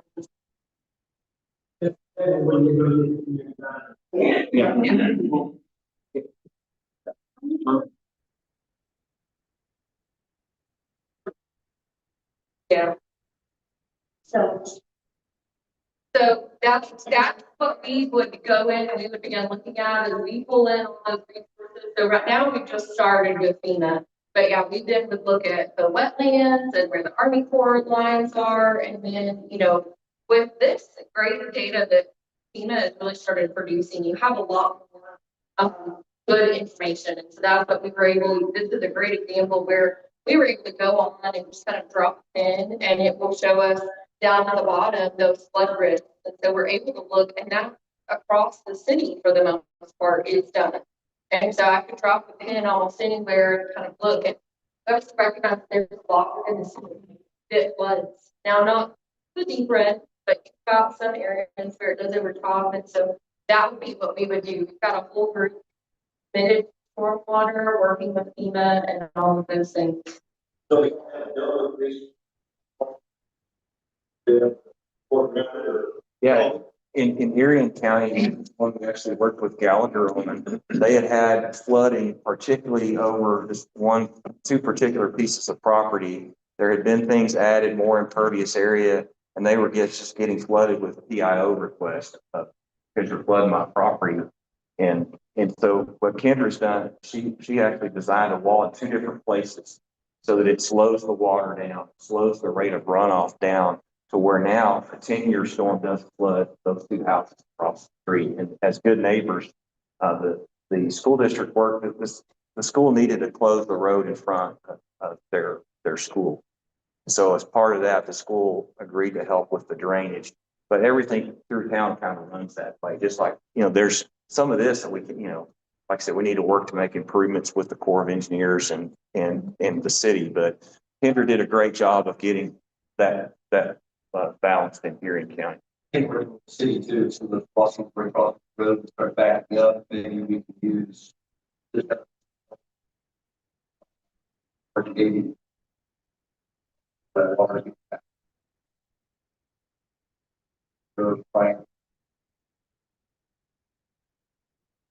Be working with tech stuff. They're just another example. Superintendent Lovell Cooper, we built a second high school and it was in a floodplain. And Kendra and I worked several months together to make sure that the building is never flooded. Now it's in an area that doesn't have a lot of housing. The housing is coming. And part of that responsibility is to make sure that the runoff from our property is not going to flood any future housing or any current residents that were around. So I've had firsthand experience with it. Done $700 million of work with Park Hill as a superintendent and never had a flooding issue, not one. So it's that good. Just like on the living side, you don't want to waste space that could be for something. And so where we put it at, so it's gonna spread so fast. We're not gonna have to dump there and it's going to go down where they put it back out. So it doesn't take up other viable lands. Love it. We put it on the north side, I took it out of the way. Those are much larger. And so we really try to be very strategic with that, which is what kind of goes our process of how we develop the site, really look at putting together so that nothing is left off the table. That's a key element. I think one of our biggest issues doesn't matter if we don't have. Right. Where do y'all work with us and Gallagher and how? What are some of the techniques you help us educate some of our voters? Right. We actually I've got a little process. Should be, I'm glad you asked, at 60, somewhere around 63, I think, is the slide.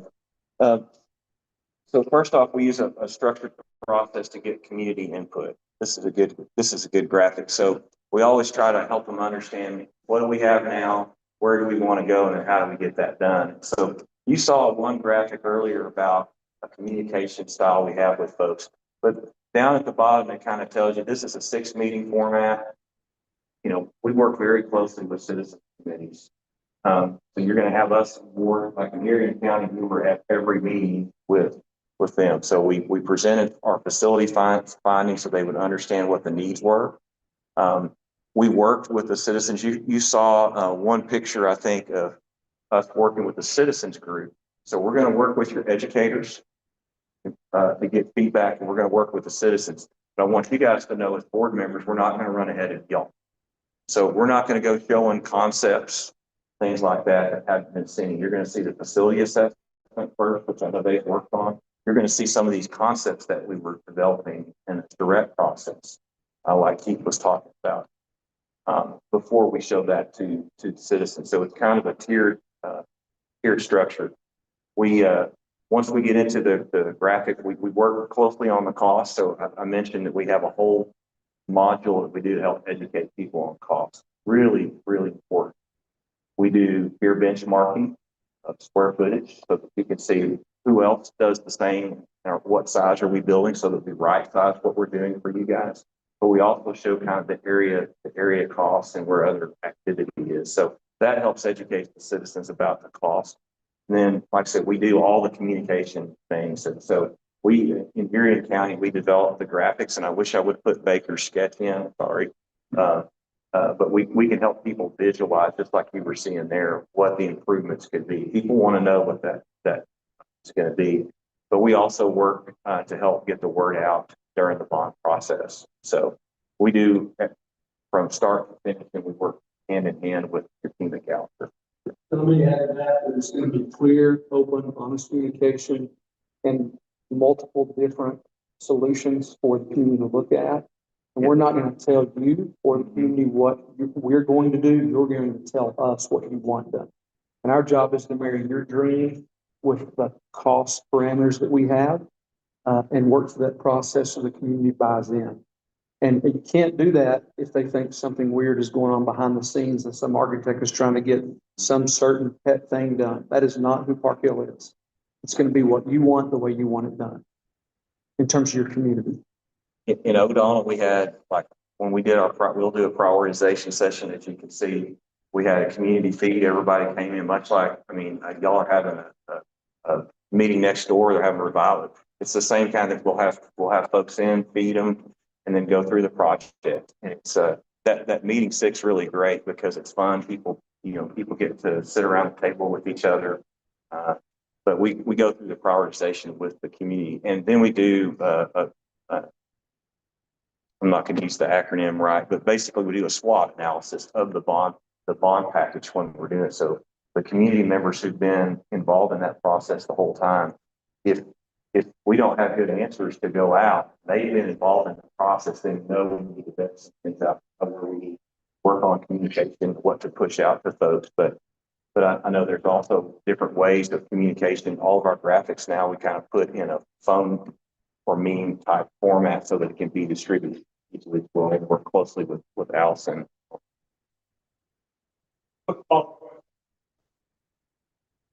Sure. Once you jump in, probably experience. Mm-hmm. Tell us a little bit about that.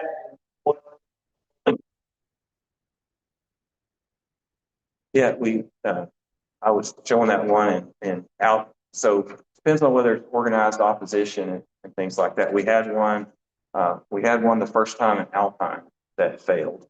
It was difficult, and it was centered around the gym. There's a slide later that has our second time around. We got feedback. So in Alpine, they only have one gym. They have a little kind of practice gym.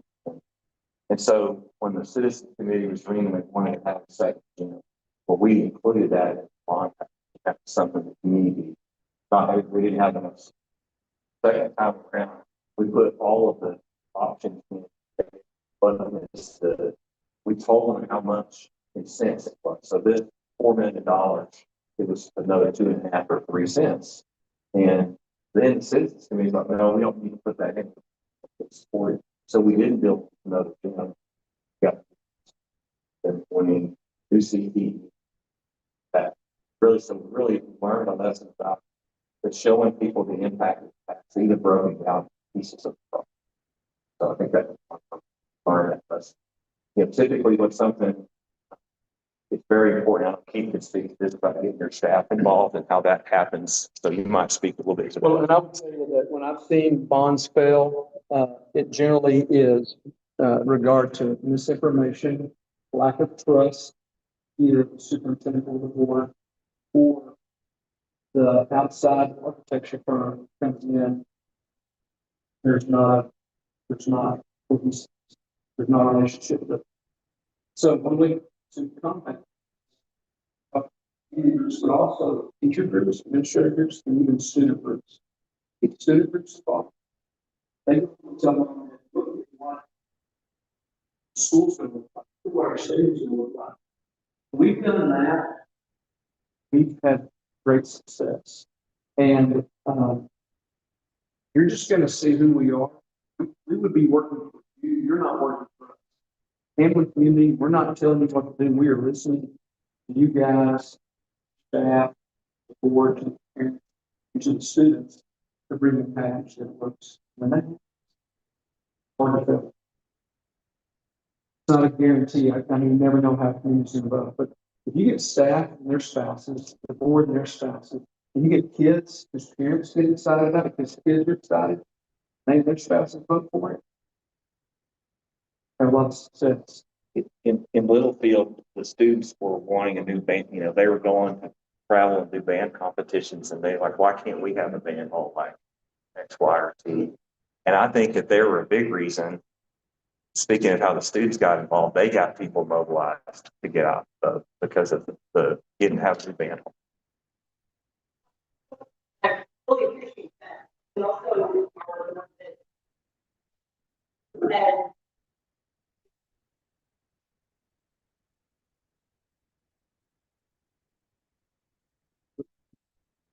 We're speak from your side. You tell us this is what we're thinking, this is what we're like. Then we come back and say, here are 3 options.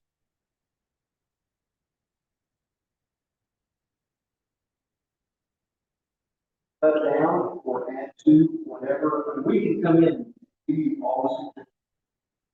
But we don't want to come in. But we do that. Problems. Yeah, we say, hey, we will say, let's walk the rock. We can do that and bring 3 or 4 different options. And then you can decide if you like 1A or 3B. I think I'm out for shoes. Sometimes what we do put in options, try to be on the red job, green job, and you kind of pick different components that you like, and then you try to marry all of that together. But taking some direction, that's that really is going to kind of give you pieces to help you journey. Having like fun, bring your way down to this. Hopefully, doing. But like that, yes, we're going to show up. Area, you know. But I'm just going to say this go on, and so I was way kind of not good back. So, but these so these are the 4 options that we have. You show areas where we can expand, try to help those explanations. So we went through this with the citizens committee after we went through it with the board. Then we put together something so people could see where things were. In their case, they needed to keep part of the high school. We're building a new gym, new library, a collaboration area that the students call the egg. They're the Eagles, so they call it the egg. That's their collaboration hub. And then expanded their CPE. And then we did a little sketching to try to help people visualize it. Cool, I like hand drawing, can't do it. And then we actually rendered something up so people could tell the difference in the options of what was done. This was actually what's in their bond brochure. I passed that. This was actually what we showed that got ready to. For sure. One back in the collaboration area, this was something that we got from. They did a workforce study, it's like we got closely. So we knew that collaboration also led to their CP. This was their community survey results. Sorry, I'm going through this quickly. This kind of shows the process, ways to get feedback from community. And then prioritize, we had a pipeline, but they got, but so, right, and then the results were great too. So we also think, and then this may go to you as well, getting back to the stewardship piece. We want to also family options. If you're building something new, it's just like we showed that bucket earlier where you got debt service and you got the same impact. Sometimes like pain. So if you can project your function $51, your maintenance and operation, that's what you can fight. So this was our 4.5 study. That was really, this was their face. I'm really proud they were in aisle. And not because of us, because of their household years. They were able to meet all 7 distinctions 2 years after. We just try to get the building out of their way, and I'm confident that's one of the success stories there. I think you'll see as we talk in your group last week, we're excited for kids to succeed. We totally recognize actually all of those with their associate's degree. Now, there's gonna probably be several hurdles for the ones that are not. Biggest hurdle, questions you're gonna get asked. I'm telling you, all this is really, everything looks good, oh, man. But what about the one? Now, I really believe that's gonna be our biggest hurdle, that, stuff like that. That's probably one of the, one of the biggest hurdles. Another story that real success of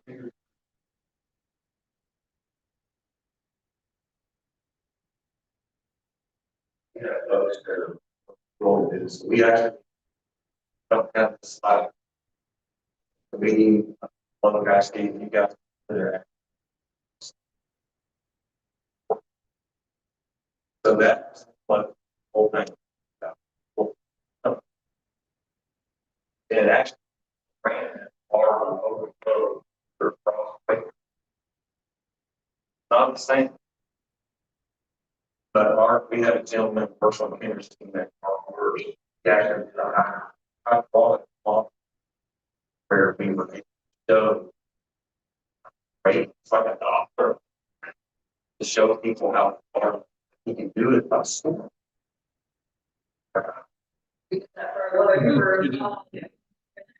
I sit how long. Right, in a time requested and then that that we can prepare.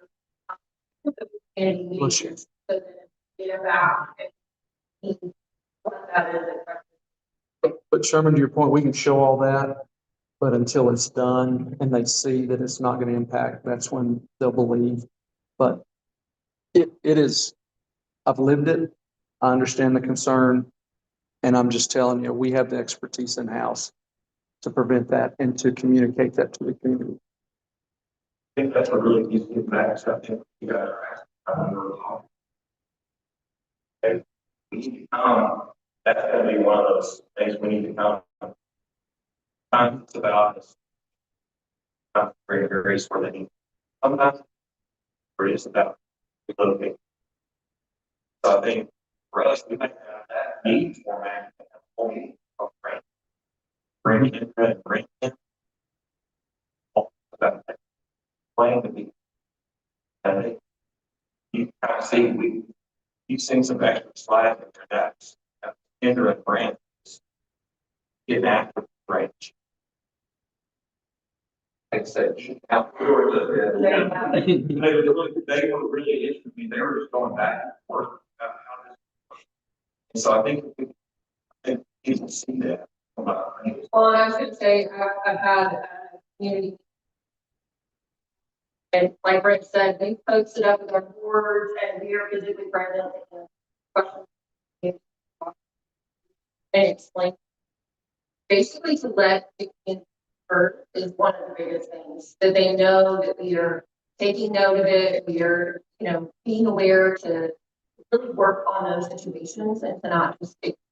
And so that's things we don't want someone impacted negatively by what we're doing. And the last thing I'd say about that is communicate it in a way that is not brainiacs talking over somebody, but at the level where people can understand it. Yes. Town, all in one part. For the most part, we don't. It's so much.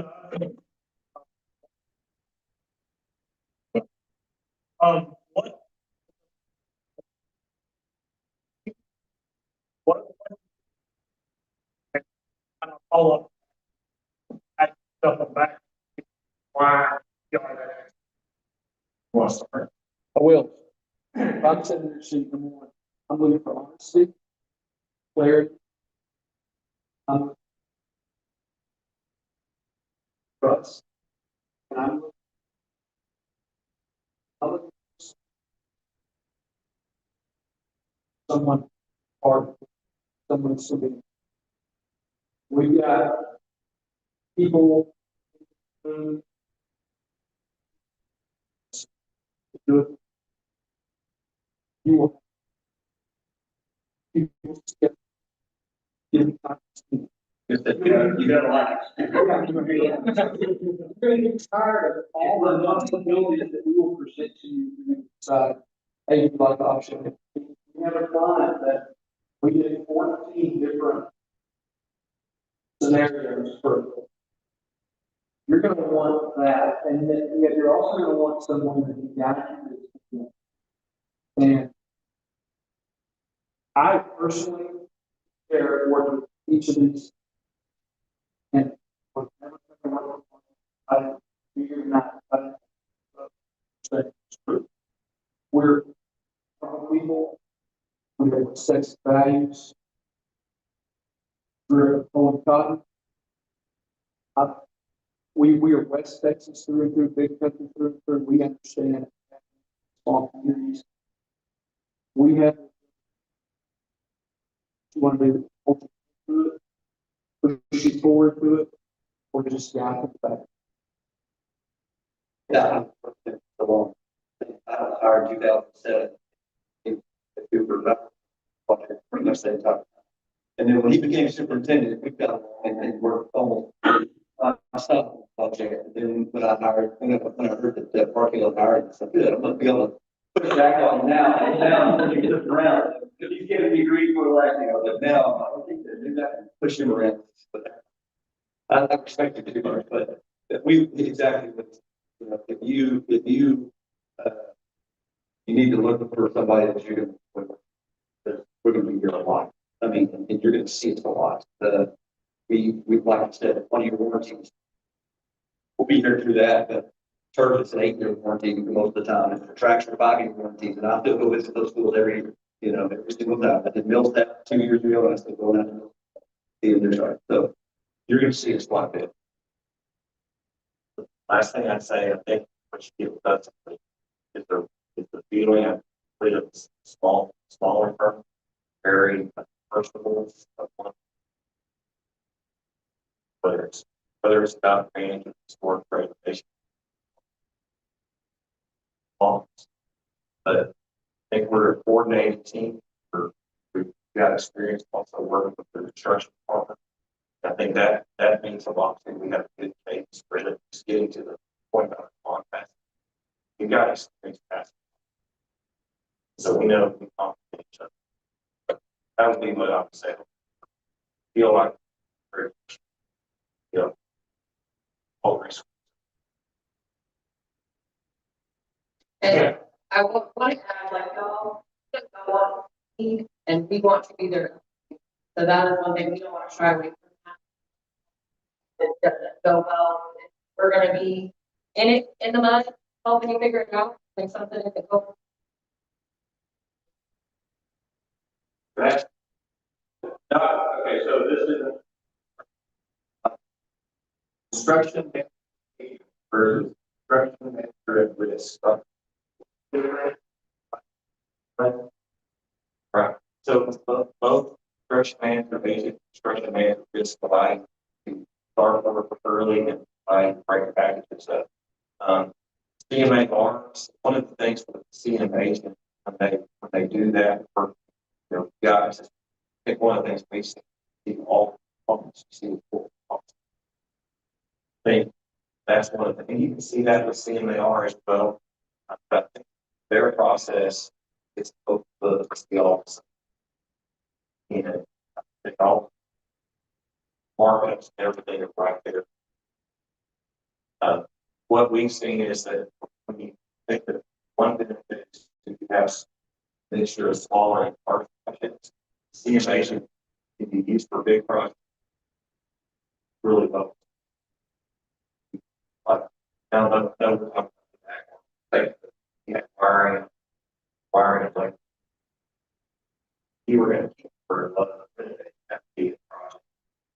But you're with CMA, whether it's big or small. CMA are some of those.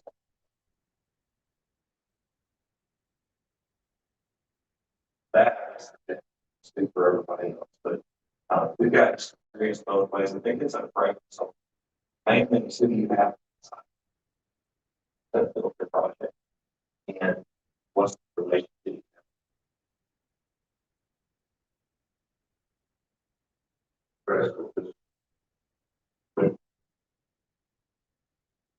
What would be better? Yeah, I think for you, one thing to be the best out for I know y'all have passion. The thing for you guys looking at the staffing that CMH and CM firm has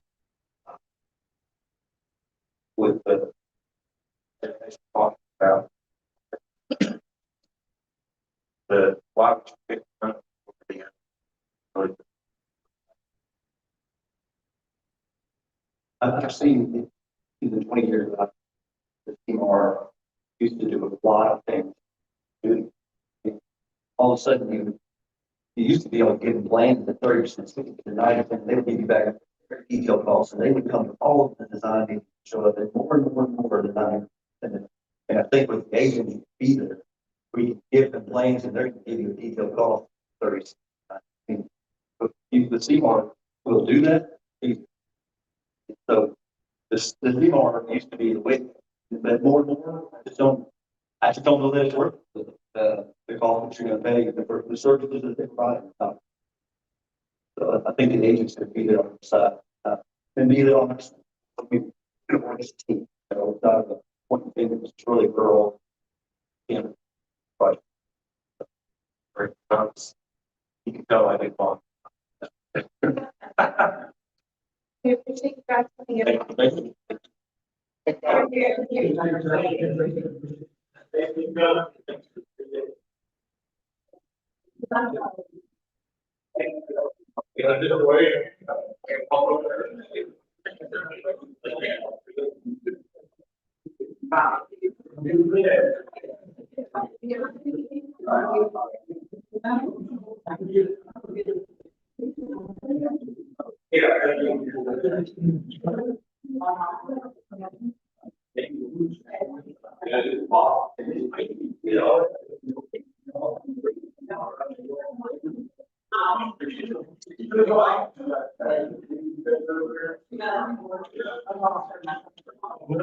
How are you?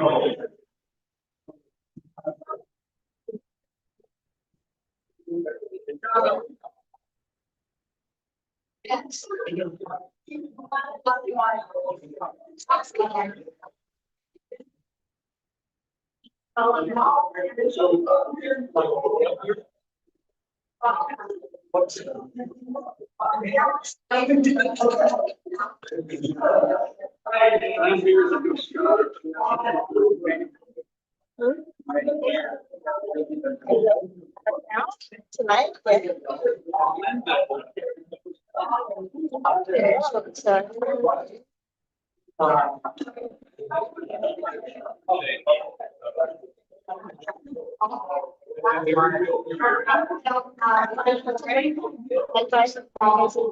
Oh, appreciate it.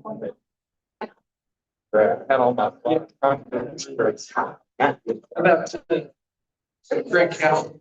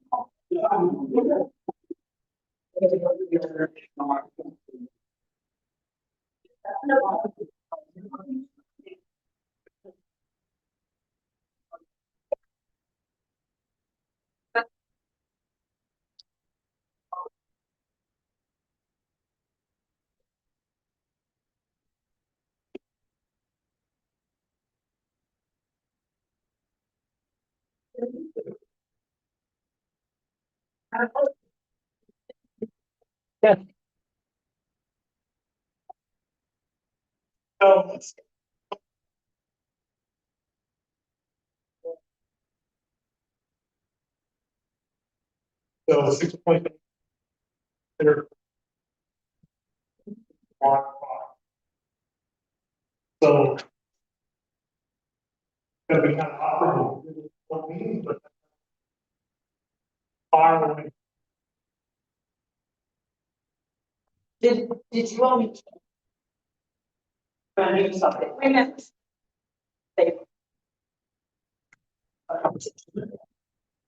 This whole team, in vote.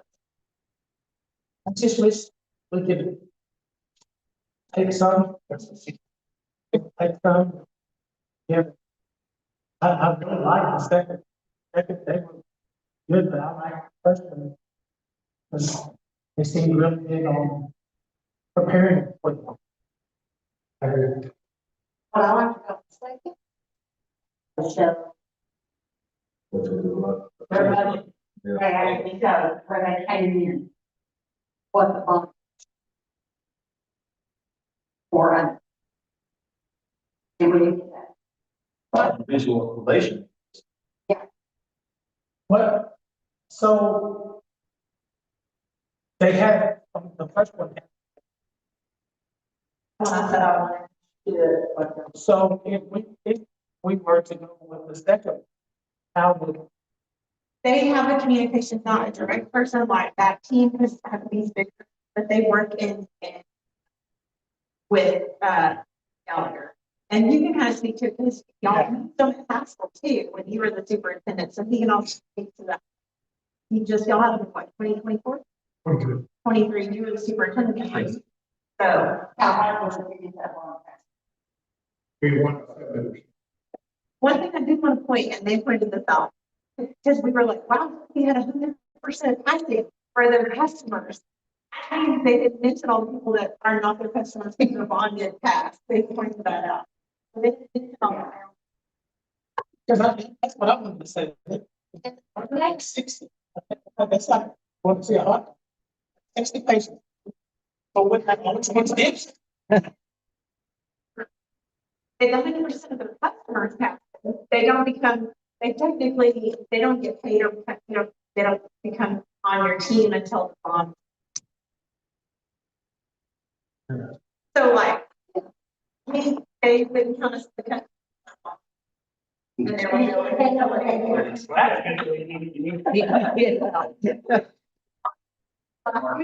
she talks about it, but see, I think they go.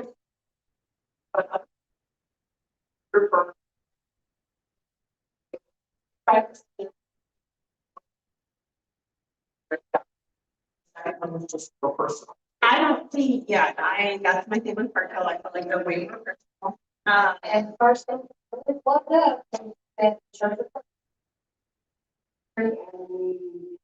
That's not correct. No, we had. Yeah, so I mean, how she was trying to intercept the market community and the research on it, and she got it. I like the people. Like that, well, she did. So, counter side, I'll see, like, I could be PR, like, that would also fall on y'all's shoulders as well, as we see y'all. Yes, but not when, as a hurdle, or you think that It's not a hurdle whatsoever. In fact, in Mason specifically with Huckabee, they hired us both to do bond planning. We're just supporting, supplementing their efforts. They're expert, both firms are experts at technology, being able to do the graphic design and all of those, which is a huge asset when you're working on your campaign. We do have Park Hill had mentioned the Irion County. Allison Bush, who he mentioned is our election coordinator and bond director, really. She and the former superintendent of Irion County are doing a presentation on bond campaigns at the TASB thing. So it's, we work hand in hand we supplement whatever we need to based off the resources that the design firm has. So if Park Hill doesn't have that, then we'll provide that. If Huckabee has that, then we'll support her however we need to. It's a team. You mentioned like CMH, and part of the value that CMH brings is we're able to have that partnership in the beginning, even in the bond campaign process.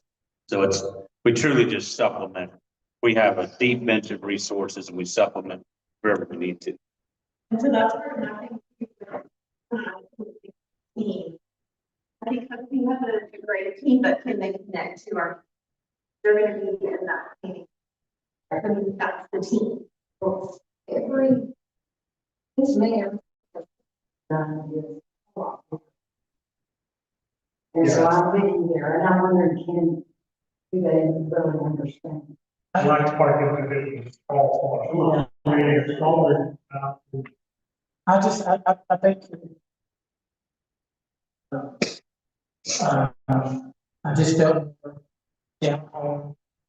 with the parking. I just felt like they, and then when they started that path, I want to add to that one. I'm saying that's downtown.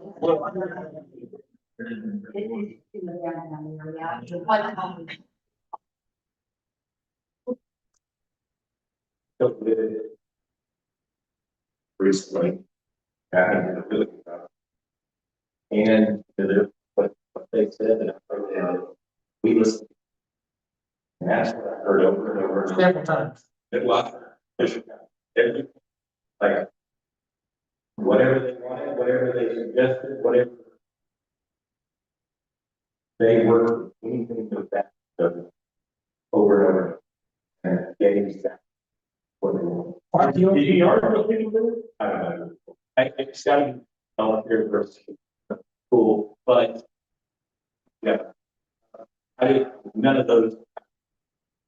But anyway, over and over, everybody said they did this, they did this, they redesigned this, just all of them. And so when we had the presentation last week, to that too, like, our top three were pretty close, right? So we all were, he was the only one who came like floodplains and really talked about we asked questions about building and flood to everyone, but she was the one who came and already held up.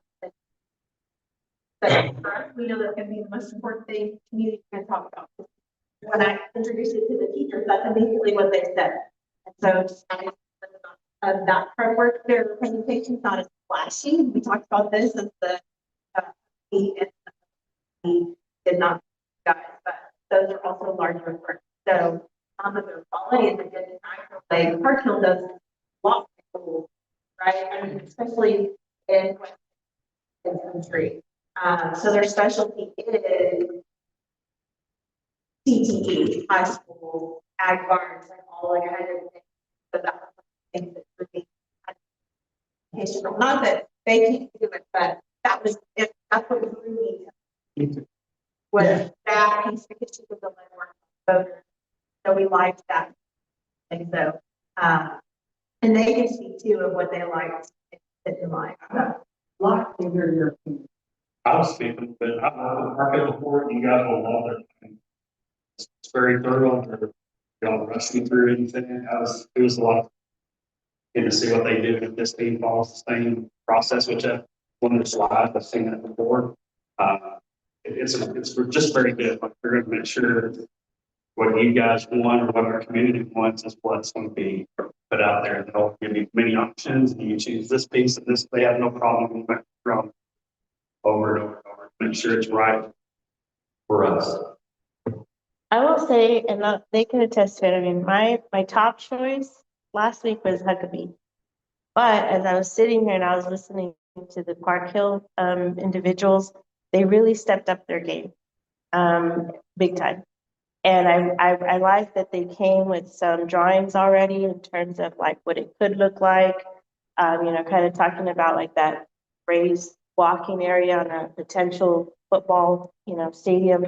They didn't do all of that last week. And so I felt like last week that they were missing a little something, and today was very different for me.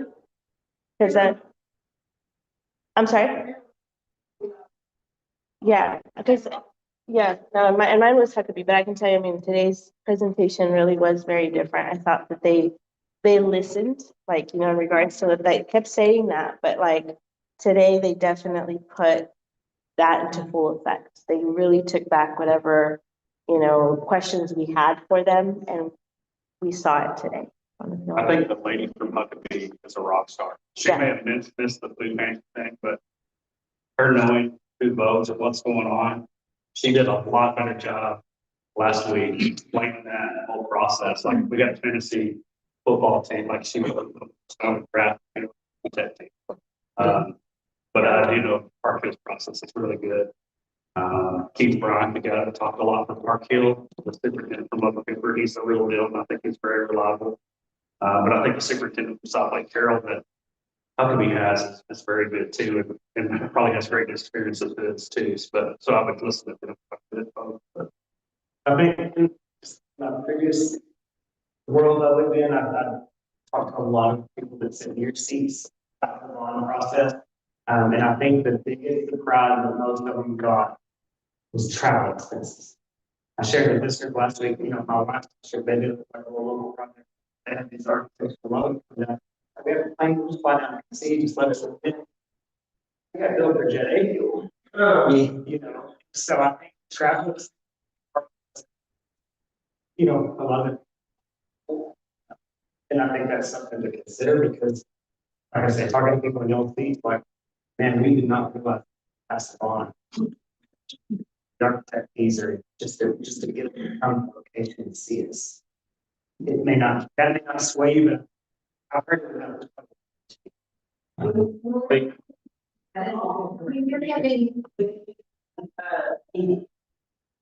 If we went Park Hill, who would be leading the meeting? It's, no. Well, given the example of Marion County, it was, out involved in the meetings and his team, and then, our election team was involved. So we come to every meeting as well, but it really is in most cases with them a joint effort where we have our, bond director, bond planning director, and that's what she's kind of like Arena. Arena did a great job too.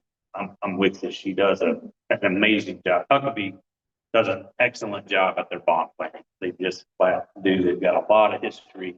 They have a great pass record.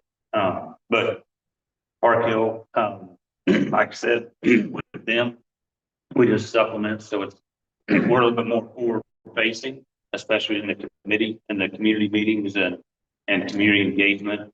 We do all the voter data analytics as well. And, you know, we do the dashboarding and all of those things that's necessary to help,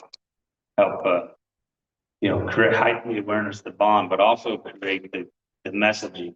I think it's very clear. I think you hit it. This is a what about the water campaign, and we don't take that seriously. Whoever's doing the bond planning, then we're going to miss. Yeah. No pun intended. We're going to miss the boat because that is absolutely crucial that we address that. So being creative on how we create that message is going to be very important.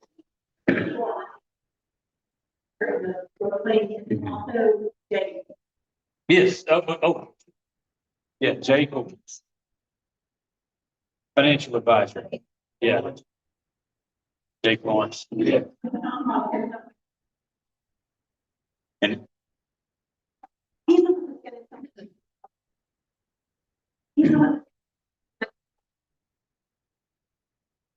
On let's say if bond got to be $100 million, and then he's gonna say we pay that off, and that's how we're gonna know. Hey guys, we want to build X, Y, and Z. Because then we're gonna tell the community, guess what? We want to do $100 million, but we're not raising taxes of $1 billion. That's what the data center. That's and so that's what I was gonna. And Jake explains that. Kind of like what I think was Keith Bryant was kind of not a brainiac explanation, but Jake does an excellent job kind of breaking it down to where kind of bonds work and the numbers behind all that. But he does a great job of explaining INS, MNO, what the data center is going to do with the values and how it's going to be not as big of a tax impact and all those things. But Gallagher and the architect firm, they meet all the school district opinions. Like I cannot go out like to vote. There's like a bond it does. So it's so we're not the ones that need. Well, but that's why I asked, because knowing that. Well, I have tried to figure out which one would. But a lot, I mean, the superintendents, the retired superintendent, and during the bond planning process, I mean, most of the teams have a lot of maybe on different days for different stuff. Things like The other thing about Park Hill that I did like is I'm not as attached to raw wall as anything. No.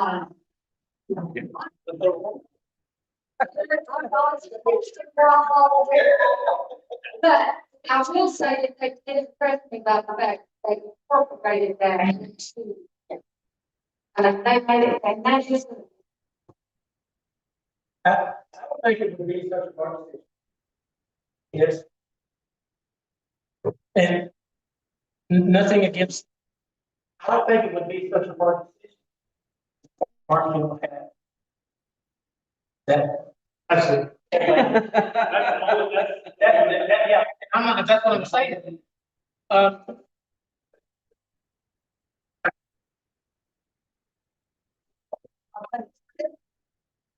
I really, I feel more comfortable with parking. Well, I did not hear you say this to the non-factor whatsoever. We almost did that verbatim. I'm sorry. It said that's a non-factor really whatsoever. I heard you use that word. We do, yes, sir. We. So now you guys tell us. Oh. We, okay, so let me ask you this. You were, y'all use them?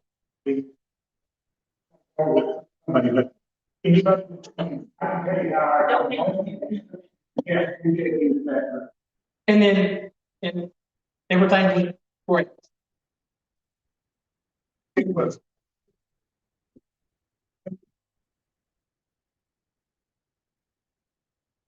So I, it was everybody together. Town hall meetings. What was going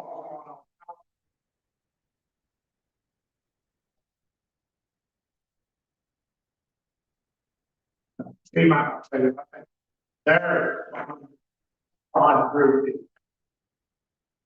getting the bond back. They're out. So that's what we're reiterating.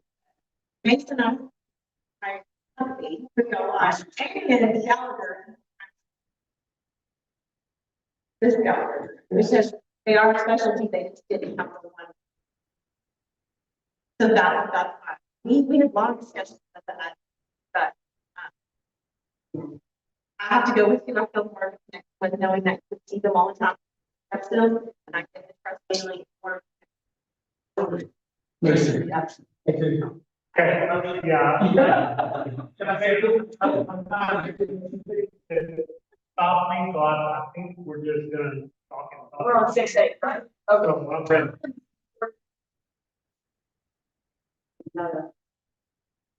Oh, What's it? Oh, it's where We're on. Yes, okay. Okay, I move the board approve Hill. On this. I say. Motion made by Carrie, seconded by Sherman. All in favor? 7. Okay. So now 6-9. Consider approval. Potential bond project. I move the board approve construction manager agent.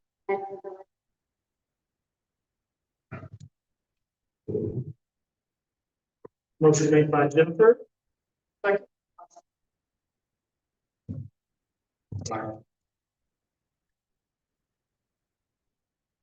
Okay, any discussion going on that? And jumping back. Sorry, we understand that. No, you're fine. Make sure. Dr. Explain. If they're an agent is basically someone who oversees first, like a director of construction. So they actually during the construction. They're gonna be the, yeah, they're here, they're like your right hand man. So keep costs under control, help make sure everyone's doing what they're supposed to do. So it's like they're doing the district. Not that's great. Happy to give you absolute exactly for an extension of your office, contractors, we have to serve in a fiduciary capacity. So the key difference is, I think one of them mentioned, we do a lot of construction manager agent work with both firms. In fact, nearly all of Huckabee's is construction manager agent, and probably a good 90% of it is with Park Hill. But the contracts with the trade contractors are actually with the district. We manage that. As he was explaining, you literally get to see every penny, just as if we were sitting in your office looking at these pay apps. So what are pay applications, invoices, and those kinds of things. We're literally sitting beside you in your side of the desk, managing those contracts. The district. They don't. It's there instead of hiring. They're serving. They. So that's not my, the other, portion of that, first puts the architect and the other companies financially, they give us numbers, it comes back, they can count it. So I don't but that's why I think Chris. It works. I think. because it's two different. You're larger district, you have a division of construction, that you're part of. They have access to that. But I mean, mine is they're going up, like, we don't quite know what the costs are. So they are going to end up at risk. That's right, at risk versus a CMA, as they explain it, you get all of the, you always. Here's it. So if they get a number, a bid, all these things today, and you're down $500,000, they charge for more, 6.5 more. They're responsible for any. I don't. So a couple of things on the at-risk. We essentially hold each trade contractor at risk. So we get what's called a competitive sealed proposal for each construction bid. They give us the cost. We hold them accountable to that cost. So once you get that action, and we total all of those up, and then we put in contingencies, because there's always unforeseen, there's always soft costs, those things that are not directly related to construction, permitting and, architect fees and those types of things. We run those allowances with you. Say, look, we've allocated $20,000 for porta potties, let's say. You say, well, no, I can get them for 5. Okay, well, we'll change it to 5. But with the risk part of the trade contractors, we hold them accountable to their contract. So each trade contractor is held at risk by us, not the whole thing. It's each individual. That's the transparent, as they've mentioned, that's the transparent. You literally get to see every single dollar that's actually spent. Like if I were a general contractor, which is what at risk is, you pay me you pay me a fee. Then I go and make my agreement with my subcontractors, and I might charge, I'm just making up, I might charge you $2 for concrete, but I'm paying this concrete guy $1. So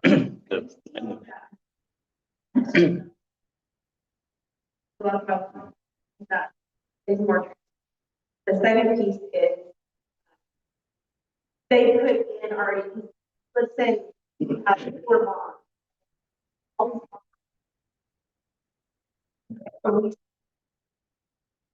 For the athletic. Have a long. So, I'm also estimate, like, they put it in like, we're not to start construction, but they estimate how much all the. So that by the end of it's.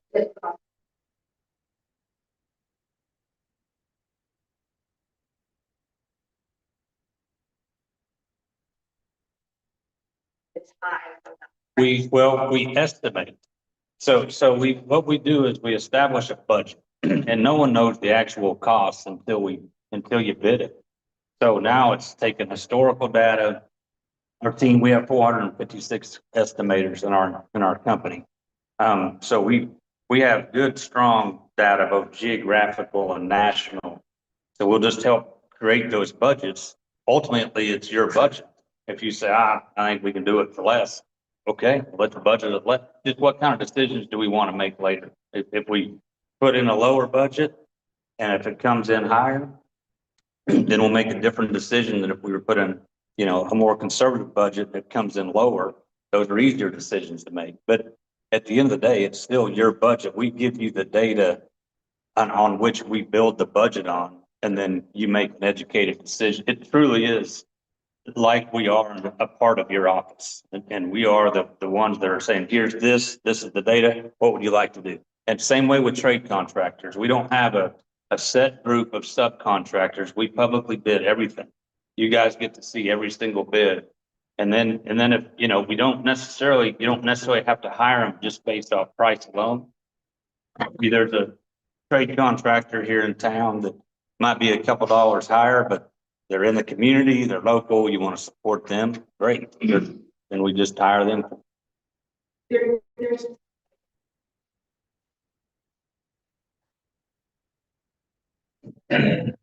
any of the staff.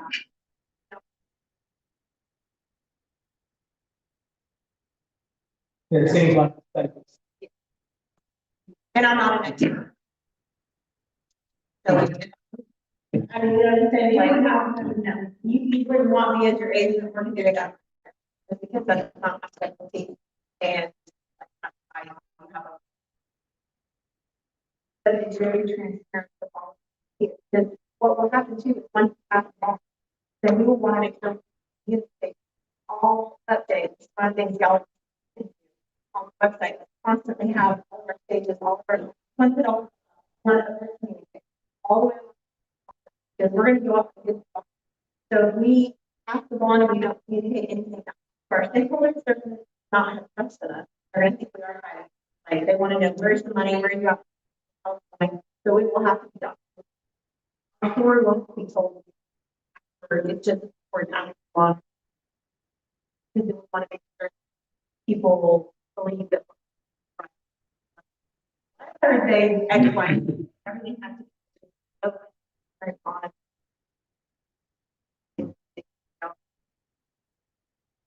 Abilene, Wiley, Fair, we applied, McCamey, you know, Rotan, Roby, we're Haskell, all of these, Vernon, you know, all Hanson. You know, the smaller districts, it's really best suited for the rural and smaller districts that don't have that facilities department. We don't work for the Fort Worth and the Arlingtons. They do use SEMA risk in those because they've got this gigantic team bigger than what's in this room to manage those things. Okay, I got a motion in a second.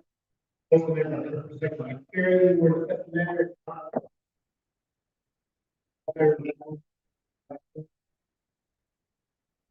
Six of, 12. Okay, that is staying or picked up? I think we can do 6 minutes. Yes, so the next one is 6 and 6-9 on the first. So that is just consider approval of coming through Gallery Construction Service Construction Manager Agent for potential bond projects. Any discussion there? If not, I'll entertain that motion. I was working through coming through Gallagher Construction Service Construction Manager for project as presented. Motion made by Dr. White, seconded by Jennifer.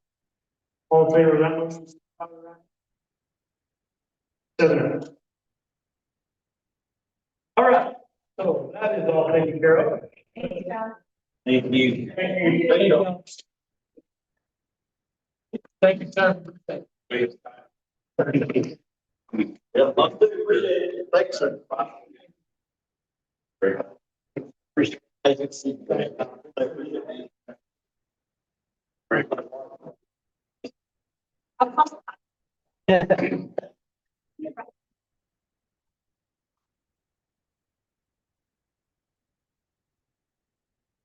It's good to see you. Thank you, sir. Thanks for all your help. All right, so let's jump back up to 4, consider approval for renewal. Here. A couple around, you might not have me this.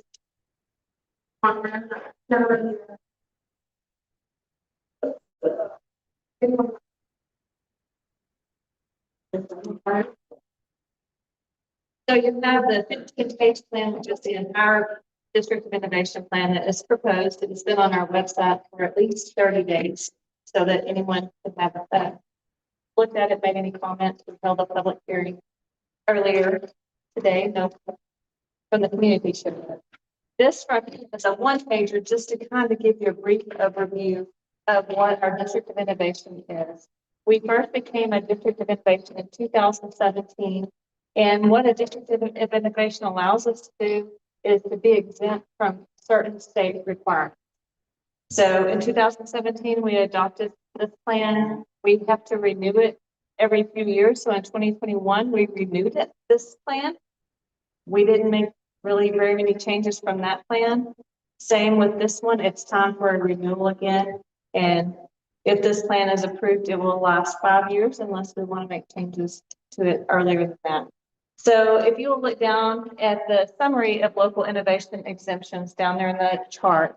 First of all, teacher certification, and I feel like this is very important, but it allows us some local criteria in hiring, especially in our CTE classes, where we might have someone that is an experienced person in the, having an HVAC business. We could hire that person as a HVAC teacher without the teacher certification. So it allows us some flexibility. You can see on the very far right side, we have to exclude special ed and our bilingual ESL programs from that. We have to have certification in those areas. We can't exempt those certifications. Any thoughts on that? Okay. Right. So they may not have a teacher certification in one of those CTE areas. Well, if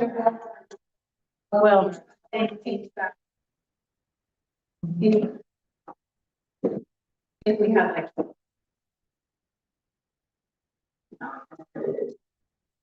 And they did that. Most of those people have a certain. correct. And Okay, this also said that the available for secondary.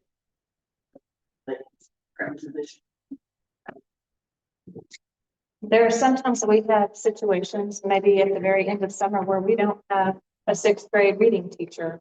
And we put, job postings out there when they don't have any applicants. So this gives us the flexibility to even address some of those needs if we're in that situation. I mean, it's ultimately a first choice. People that apply that don't have certification is here very common, unfortunately. And so the law. Teachers that have to be certified or waiver in another year. So we're focusing on something for teachers certified, all certified. Like our first grade teacher we hired, she's not certified, Julia. But she has a degree. So that's one they have a degree, then she will with a teacher certification for free. Work on that. So that's kind of our focus. When I came, for a lot of districts were not even in programs. So I had to give business to the contracts. That became habit, fortunately, they just teach without. So yes, we have this because unfortunately we have teachers that aren't certified, but we are getting them that they have to go in order to say what we're trying to do. Right, so that we don't have teachers that aren't certified. And then the other thing is, if you have teachers that are not certified, they're not allowed, starting last year, to take their pay less. So we have two different pay scales. The probationary contracts, it allows us to extend a probationary contract up to a 2-year period. And that situation may be important in a year's time. Sometimes we can't really tell if that teacher may be effective or not. Maybe they've had some coaching, but maybe they need more intensive coaching. It just allows us more time to make a decision as to whether to move them to a term contract or not. Now, the only teachers that have taught, so they're new to us.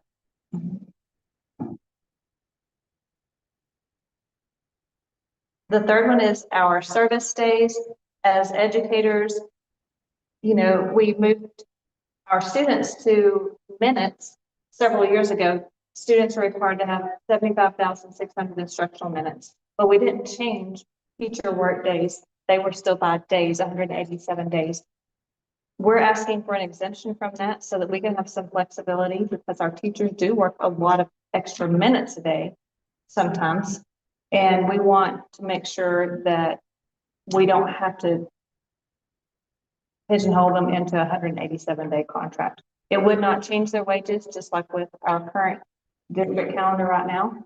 We go less than 187 days with our teachers, but it doesn't change their pay. It kind of is a selling point also, I would think, for our district, because they're not working as many days and still getting their same salary. Number 4 allows us flexibility in how we structure our days for the instruction side of things. If we needed to, take off the last hour of the day to have a meeting or professional development of some sort, we have the flexibility to do that. We don't really have many of those built into our calendar this year, but this plan is again for 5 years, and unless we change it sooner than that. So we just want to make sure that we have that flexibility there if there is a need, that we could do that while still making sure our students have the required 75,600 minutes. Number 5, school start date. We've done this for many years. Instead of waiting to the 4th Monday in August, we start sooner so that we can be in line partially with athletics and all of those activities, but it also helps us align with our school credit and all of those different needs that our students might have. Number 6, this has been in our plan for a few years, and it is for course credit. It asks that we exempt the 90% physical seat time. That's not always going to be the case, but there may be situations for some students that 90% rule may not be met, but that student may be able to still meet and show mastery of the skills that are required for that. Another thing is especially for medical situations, things like that. The last one there that we asked an exemption from is for kindergarten through 4th grades. We have a 22 students to 1 teacher ratio that we want to ask for some flexibility and an exemption for that. By all means, we want our class sizes to be small. That is one benefit of living in a small rural community. We don't have to worry about the class sizes that bigger districts have. But sometimes we may be partway through the year and we may have a 3rd grader move in, and we went from 22 in a class now to 23. And so we're just asking for some flexibility if a situation like that were to occur. By no means are we trying to put 30 kids in a class. That's not good for anybody. So we just want some flexibility if that situation were to occur. And all of these are tied to our strategic plan. You can read more about what our goals are for that plan in our book here, or plan on page 5, and the different things, but it all ties together to make it cohesive for what we're asking. But again, this was originally in 2017, these were the ones that we had, and then we revised that in 21, and we're asking for renewal today. Thank you. You're welcome. Yes.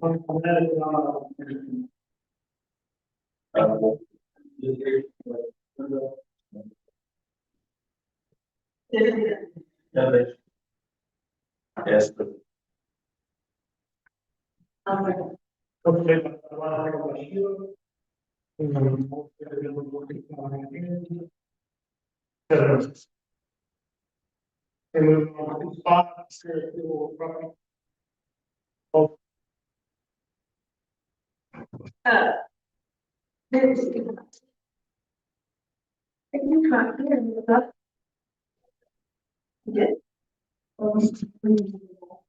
how it went down. Yeah. I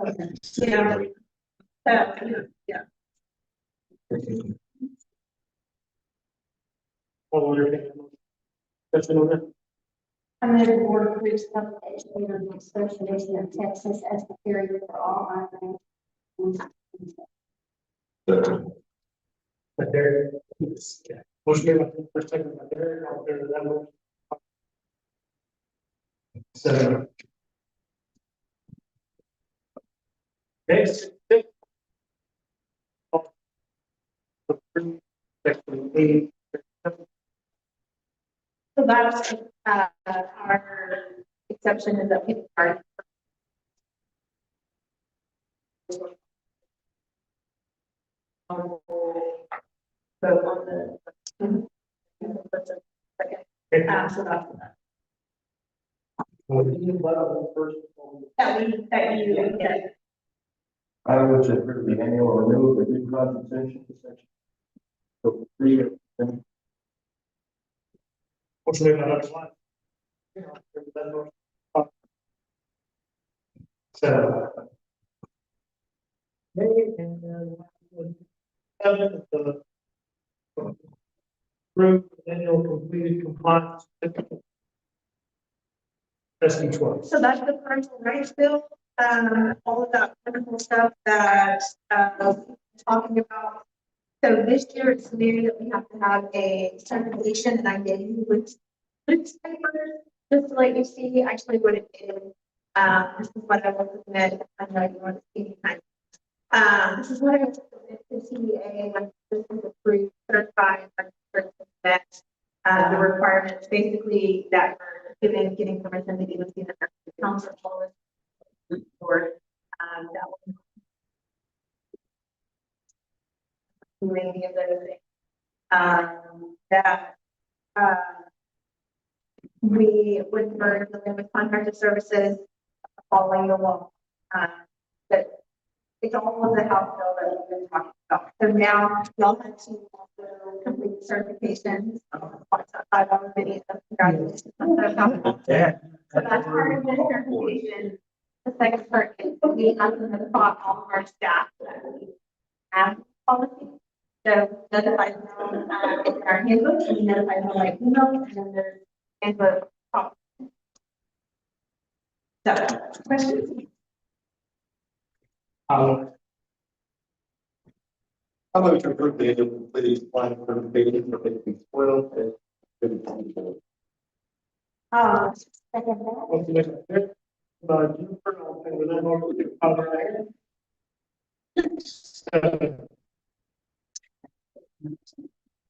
Hey, John. Thank you, guys. Yeah. 28. It's time. Texas going to be. 4 and. The security. I don't know what. Oh, Is. I can just say them all. Yeah. I mean, I don't say anymore.